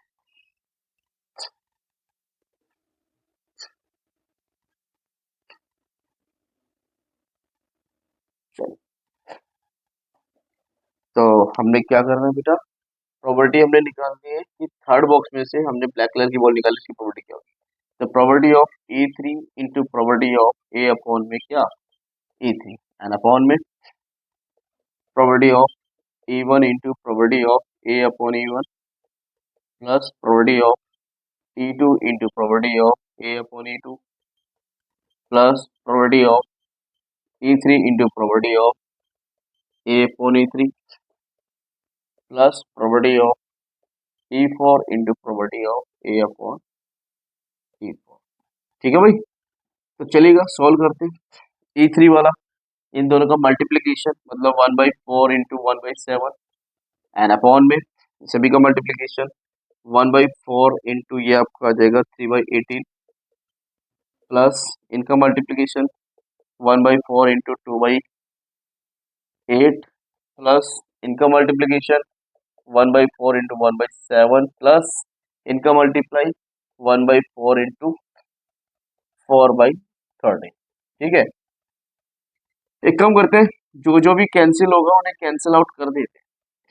ठीक है, जैसे ये 3 से कैंसिल हो जाएगा 6 आ जाएगा, 2 से कैंसिल हो जाएगा 2 आ जाएगा, 4 से 4 कैंसिल हो जाएगा, ऊपर कुछ फर्दर कैंसिल नहीं होगा, सीधा मल्टीप्लाई करो 1/4 7 जा 28 हो गया। आगे यहाँ कितना बनता है भाई? 1/6 4 जा 24 प्लस ये 1/16 आ गया प्लस ये कितना 1/28 आ गया प्लस ये आ गया 1/30। ठीक है भाई। अब हमें इसको सॉल्व करना है, तो ये थोड़ा हो गया है भाई कैलकुलेटिव। बस इसका जो आंसर आएगा वही आंसर होगा। तो अब इसका जो आंसर होगा वो कैसे किया जाएगा? इसमें लार्जेस्ट नंबर 28 है, एलसीएम लेना पड़ेगा। 13 है, ये थोड़ा कैलकुलेटिव है। तो देखो बेटा, जैसे 24 है, 24 को अपन क्या लिखेंगे? 24 को लिखेंगे हम 2 इंटू 2 है ना, 8 3 जा 24। 16 को हम लिख सकते हैं 2 इंटू 2 इंटू 2 इंटू 2। ठीक है भाई। और 28 को 4 7 जा होता है, 4 का मतलब 2 इंटू 2 4 7 जा 28 होता है। 13 तो भाई 13 ही रहेगा। अगर हम एलसीएम की बात करेंगे तो पहले तो कॉमन देख लो, जो जो चारों में तो कुछ कॉमन नहीं है, 3 3 में कॉमन ले लो। ये 3 ये 2 कॉमन आ गया, इनटू में ये 2 अगेन फिर कॉमन आ गया, इनटू में अब तीनों में कॉमन नहीं है 2 में ले लो, ये 2 कॉमन आ गया। अब बाकी जो बचे सारा लिख लो, 3 इंटू 2 इंटू 7 इंटू 13। ओके भाई, बड़ा ही खतरनाक क्वेश्चन। 1/28 अभी एज इट इज रखो और एलसीएम जो आया इन सबका ही आया 2 into 2 into 2 into 3 into 2 into 7 into 13। ठीक है भाई। 24 बनाओ। 24 कैसे बनेगा? 6 और 6 4 जा 24, तो बाकी जो बचा ये वाला। ठीक है भाई, इसका मल्टीप्लाई कर देंगे 1 से तो यही आएगा, है ना। तो कितना हो जाएगा? ये हो जाएगा आपका 13 7 जा 91, 91 2 जा कितना होता है भाई? 182 हो गया प्लस। ठीक है, अब 16 बनाएंगे। 16 बनाते हैं। 16 ये 4 बार 2 से चला जाएगा, है ना। तो अब इनका 3 7 जा 21 और 3 बचा 7 बचा, 3 7 जा 21, 21 13 जा कितना होता है 21 13 जा सॉल्व करें, 13 1 जा 13 1 कैरी, 13 2 जा 26 and 1 27, it means 273 plus. Okay ये भी हो गया। और अब क्या 28 कैसे बनेगा 7 4 जा 28, बाकी जो बचा इनका मल्टीप्लीकेशन कर दो भाई, 3 2 जा 6 2 जा 12 12 और 13 का मल्टीप्लाई करेंगे तो ये आ जाएगा आपका 156 प्लस। अब हमने क्या करना है 13 है, 13 कैंसिल करो तो बाकी जो बचा है सबका मल्टीप्लीकेशन करेंगे तो कितना आएगा, ये आपका जाएगा 2 2 जा 4 2 जा 8 2 जा 16 3 जा 48 48 7 जा कितना होता है भाई 7 से मल्टीप्लाई 7 8 जा 56 5 कैरी और 7 4 जा 28 और ऐड कर दो 33 आ जाएगा, मतलब 336। ठीक है भाई, चलिए अब इसको अब आप सॉल्व करेंगे कैसे, देखो ये ऊपर है 1/28, इन सभी का सम कर दो ये जो है तो कितना हो जाएगा, ये हो जाएगा भाई आपका 6 6 12 12 और 5 कितना हो गया 17 का 7 1 कैरी हो जाएगा, तो ये 8 और 8 16 हो जाएगा, है ना। 16 16 एंड 5 21 21 एंड 3 24 का 4 2 कैरी एंड ये 2 एंड 1 3 2 5 6 6 और 3 9 हो जाएगा एंड अपॉन में ये आपका चल ही रहा है 2 इंटू 2 इंटू 2 इंटू, है ना, 222 इंटू 3 इंटू 2 इंटू 7 इंटू 30। अब ये देखो भाई डिनोमिनेटर को डिनोमिनेटर से कैंसिल कर दो, 28 है यहाँ पर, यहाँ 28 कैसे बनेगा 7 4 जा 28, ये उड़ा दिया हमने, बाकी जो बचा ठीक है ये ऊपर जाके रेसिप्रोकल हो जाएगा, तो ये यहाँ पर जो बचा है यहाँ डिवाइड में अपॉन में सबसे लास्ट में, तो 2 इंटू 3 इंटू 2 इंटू 13 है और अपॉन में ये रहेगा कितना 947, मतलब फाइनली आंसर क्या आ गया 3 2 जा 6 2 जा 12 12 की 13 से मल्टीप्लाई करेंगे 156 आ जाएगा और ये 947, इसका आंसर ये आएगा फाइनली। ठीक है, चलिए नेक्स्ट क्वेश्चन देखते हैं। Next example, if a machine is correctly setup, अगर मशीन को करेक्टली सेटअप किया गया है, इट प्रोड्यूसेस 90% एक्सेप्टेबल आइटम्स। जैसे भाई कई बार आप लोग देखते होंगे कि जो मशीन हमारी जो होती है, मशीन मान लो बाइक वगैरह ही देख लो, जब कभी सर्विस वगैरह कराते हैं तो उसके नट बोल्ट एकदम टाइट होते हैं, एकदम ठीक ठाक से उसकी सर्विस की गई होती है तो बाइक ठीक ठाक चल जाती है। ठीक है, और अदरवाइज जो है मतलब कहीं से भी अगर उसके मतलब नट बोल्ट वगैरह अगर लूज रह गए या जो भी कुछ दिक्कत परेशानी है उसमें, ठीक है, तो कुछ सर्विस करने वाले ने लापरवाही कर दी है तो हमारी बाइक ठीक नहीं चलती है, पेट्रोल ज्यादा खाती है, ठीक से चलती नहीं है, गड़बड़ गड़बड़ गड़बड़ इस तरीके से आवाजें भी आती है, समझ रहे हैं बात को।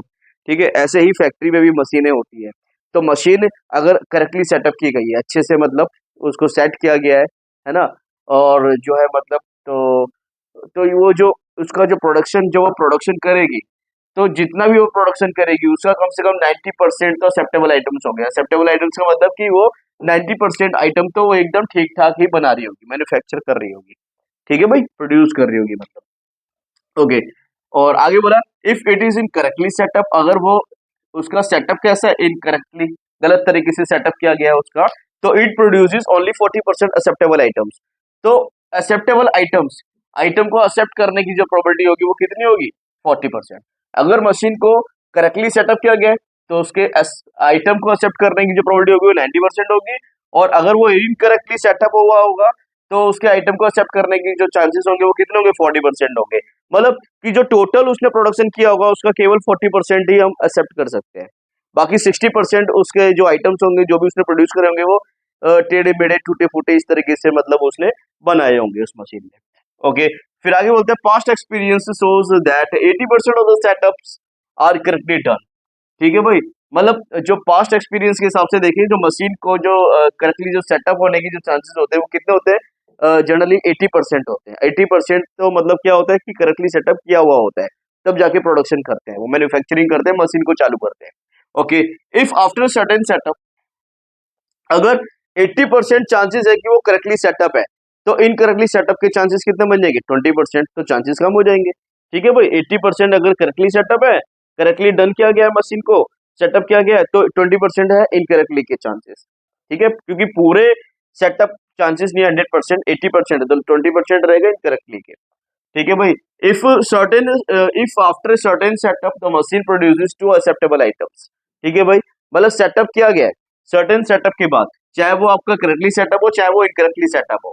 ठीक है, after the certain setup the machine produces two acceptable item, जो आइटम उसने प्रोड्यूस किया वो कैसे एक्सेप्टेबल है। ओके भाई, ठीक है। तो find the probability that the machine is correctly setup, तो हमें पता लगाना है, हमें प्रोबेबिलिटी निकालने की, मशीन अगर करेक्टली सेटअप है तो उसकी प्रोबेबिलिटी क्या होगी, वो दोनों आइटम को एक्सेप्ट करने की। ठीक है भाई, तो चलिए, तो फर्स्ट इवेंट क्या है, फर्स्ट इवेंट आपकी यही है कि मशीन या तो करेक्टली सेटअप होगी या फिर इनकरेक्टली सेटअप होगी। फिर उसके बाद सेकंड इवेंट क्या है, मशीन प्रोड्यूस करेगी और वो जो आइटम होंगे वो एक्सेप्टेबल आइटम होंगे, राइट। तो चलिए आगे बढ़ते हैं। देन लेट इवन क्या होगा आपका, इवन होगा आपका, even be the event that, even be the event that that the machine is correctly set up, the machine is correctly set up, and E2 be the event that the machine is incorrectly set up, the machine is incorrectly set up। ठीक है भाई, या तो machine correctly setup की गई होगी या फिर इनकरेक्टली सेटअप की गई होगी। और after certain setup machine produce करेगी two acceptable items, A be the events, A be the events of getting two acceptable item. ठीक है भाई, टू एक्सेप्टेबल आइटम्स। चलिए, अगर मशीन करेक्टली सेटअप है तो उसकी प्रोबेबिलिटी क्या होगी भाई, 80% चांसेस है कि वो मशीन करेक्टली सेटअप हुई होगी। ठीक है भाई, और अगर मशीन करेक्टली सेटअप नहीं है तो उसके चांसेस रह गए कितने, 20%। ठीक है भाई, अगर करेक्टली सेटअप है तो प्रोड्यूस करेगी जो दो आइटम, उसके एक्सेप्ट होने के चांसेस कितने, करेक्टली सेटअप के केस में 90%, मैक्सिमम चांसेस होंगे कि वो भाई ठीक ही प्रोडक्शन कर रही होगी। तो पहले आइटम के भी चांसेस 90% और दूसरे आइटम के भी 90% चांसेस, क्योंकि दो आइटम्स है। ठीक है, अगर एक आइटम लेता तो यहाँ पे 90% एक ही बार आता, दो है तो इसलिए दो बार आएगा, 90% दोनों ही आइटम्स की एक्सेप्ट होने की चांसेस जो है 90% है, ये दोनों आइटम को हम एक्सेप्ट कर लेंगे। ए अपॉन E2, अगर मशीन इनकरेक्टली सेटअप है लेकिन फिर भी कुछ चांसेस है कि वो एक्सेप्टेबल आइटम्स बनाएगी, लेकिन चांसेस कम है बट फिर भी है चांस, 40% है। ठीक है भाई, पहले आइटम के भी चांसेस 40% है, दूसरे आइटम के भी 40% चांसेस है कि वो करेक्टली सेटअप होगा। अच्छा, हमने क्या करना होता है कैलकुलेशंस करने के लिए, हमें डिनोमिनेटर को सेम करना है, E1 E2 में कंपैरिजन करो, एक एक जीरो उड़ सकती है, ये हमने कैंसिल कर दी, ये आंसर आ जाएगा 8/10, यहाँ पर कितना आ जाएगा भाई 2/10 आ जाएगा। नेक्स्ट अगर हम बात करें, देखो यहाँ से भी दो जीरो कैंसिल हो रही है, यहाँ से भी दो जीरो कैंसिल हो रही है, तो कैंसिल कर दो फिर डिनोमिनेटर, ताकि हमारा सेम बना रहे। तो देखिएगा इसका ये बनेगा 899 या 81 अपॉन में 100 आएगा, और ये कितना बन गया 4 4 जो 16 और अपॉन में 10 10 जो ये 100 आ गया आपका। नेक्स्ट क्वेश्चन में बोला था, किसकी प्रोबेबिलिटी पूछा था, find the probability that the machine is correctly setup, correctly setup मतलब E1, E1 बोले तो मशीन करेक्टली सेटअप है, तो आइटम को एक्सेप्ट करने की प्रोबेबिलिटी क्या बनेगी, इन दोनों का मल्टीप्लीकेशन करेंगे, E1 की प्रोबेबिलिटी और A अपॉन E1 की प्रोबेबिलिटी। ठीक है भाई, एन अपॉन में इनके मल्टीप्लीकेशन का टोटल आ जाएगा, probability of E1 into probability of A upon E1 plus फिर वहां पर क्या है E2 की probability and A upon E2 की प्रोबेबिलिटी। ठीक है भाई, देखो कितना जल्दी क्वेश्चन सॉल्व होगा, इन दोनों का मल्टीप्लीकेशन करेंगे बेटा, ये आपका है 8/10 इंटू में 81/100 एन अपॉन में इनका मल्टीप्लीकेशन तो आएगा ही आएगा। ठीक है, प्लस इन दोनों का मल्टीप्लीकेशन भी आएगा 2/10 इंटू 16/100। सॉल्व करते हैं, यहाँ पर दिखाता हूँ इसको, तो 8 की 81 से मल्टीप्लाई कर देंगे तो 648 आ जाएगा भाई, एन अपॉन में थाउजेंड्स, यहाँ पर 648 अपॉन में थाउजेंड्स एंड प्लस इनका मल्टीप्लाई करेंगे 16 टू 32 एंड अपॉन में 1000। ठीक है भाई, एंड ये आपका आ जाएगा 648 अपॉन में थाउजेंड, ये आपका एज इट इज रहेगा, अपॉन में इन दोनों के डिनोमिनेटर सेम है 1000 तो नंबरेटर को ऐड कर दो तो कितना हो जाएगा भाई 680 हो जाएगा, 648 और 32 को ऐड करेंगे तो 680 आ जाएगा, और अपॉन में कितना है भाई 1000 है, 1000 से 1000 ये कैंसिल हो जाएगा, आंसर आएगा 648 अपॉन में 680। ठीक है भाई, क्या 8 से डिवाइड हो जाएगा? हो जाएगा 8 से डिवाइड, है ना। 8 8 जा 64 और 8 बन जा 8 8 जा 64, 4 कैरी 40 बन गया, 8 5 जा। तो इट मींस फाइनली आंसर आ गया 81 अपॉन में 85। आप चाहे तो इनको डिवाइड करके भी डेसिमल में आंसर दे सकते हैं। ठीक है भाई, चलिए next question and last question आपका देखिएगा भाई। नेक्स्ट क्वेश्चन क्या कहता है, A and B throws a die. A और B throw a die, A और बी दो पर्सन मान लो। ठीक है, ए फॉर मान लो अमिताभ बच्चन, बी फॉर मान लो बिपाशा बासु। ठीक है भाई, दो पर्सन है, अमिताभ बच्चन और Bipasha Basu. Throws a die alternatively, वो दो पासों को फेंकते हैं। ठीक है, और टिल ऑल्टरनेटिवली मतलब वन बाय वन, पहले अमिताभ बच्चन ने फेंका, फिर बिपाशा बासु ने फेंका, इस तरीके से। ठीक है भाई, throws a die alternatively till one of them gets a six, जब तक कि उनमें से कोई एक बंदा का सिक्स नहीं आ जाता। ठीक है, गेट्स ए सिक्स, पासा फेंकते रहेंगे, पहले ए ने फेंका, फिर बी ने फेंका, फिर ए ने फेंका, फिर बी ने फेंका, वन बाय वन ऐसे ही चलता रहेगा।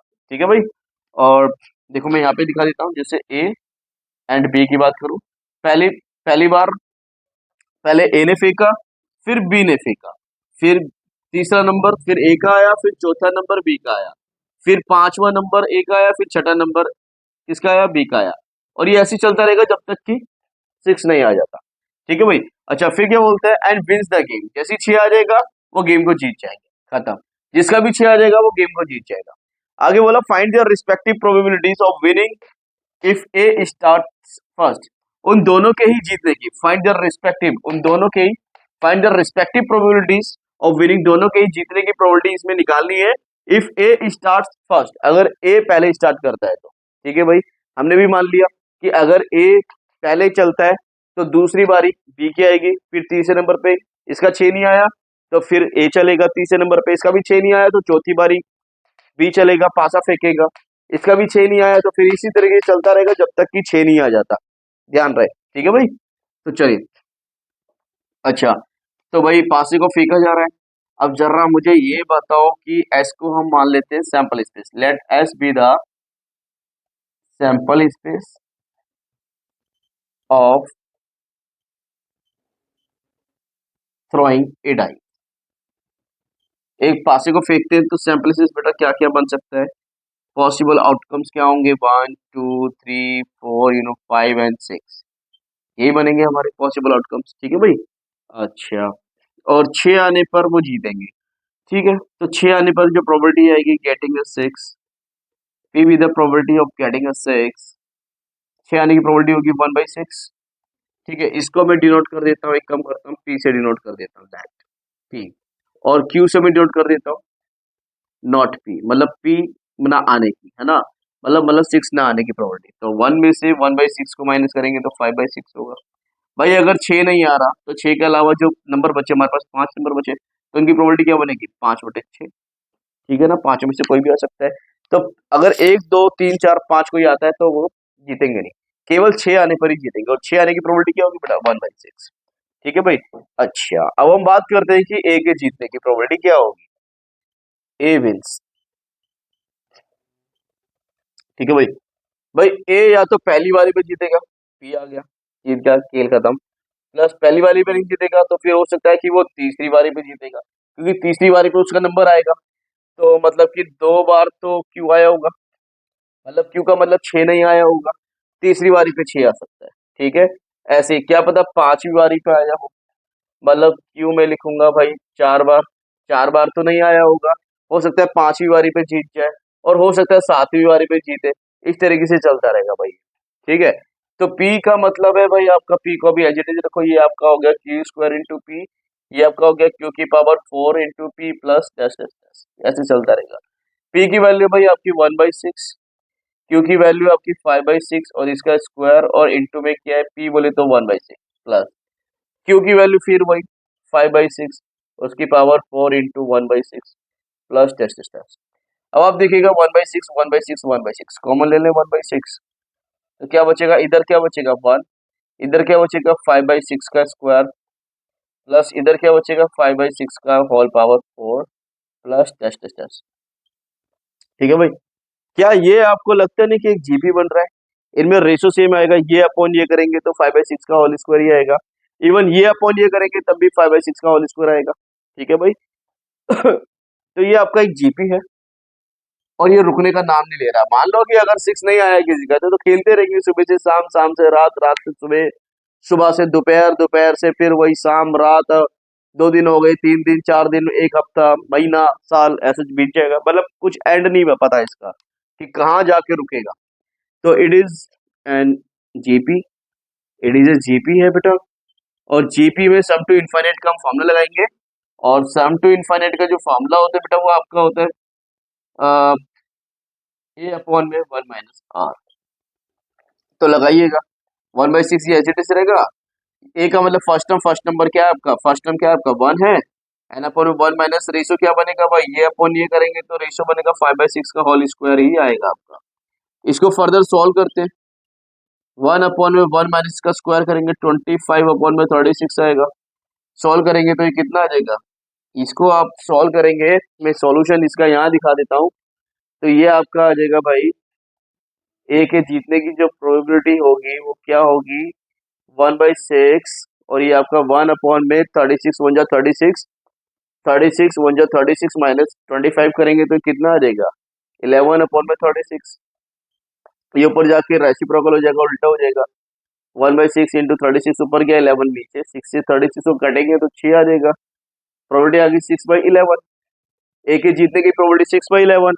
तो बी के जीतने की प्रोबेबिलिटी क्या होगी भाई, आप ऐसे कह सकते हैं कि 11 में से 6 चांसेस है किसके, ए के जीतने के, तो 11 में से 5 चांसेस किसके बचेंगे, बी के।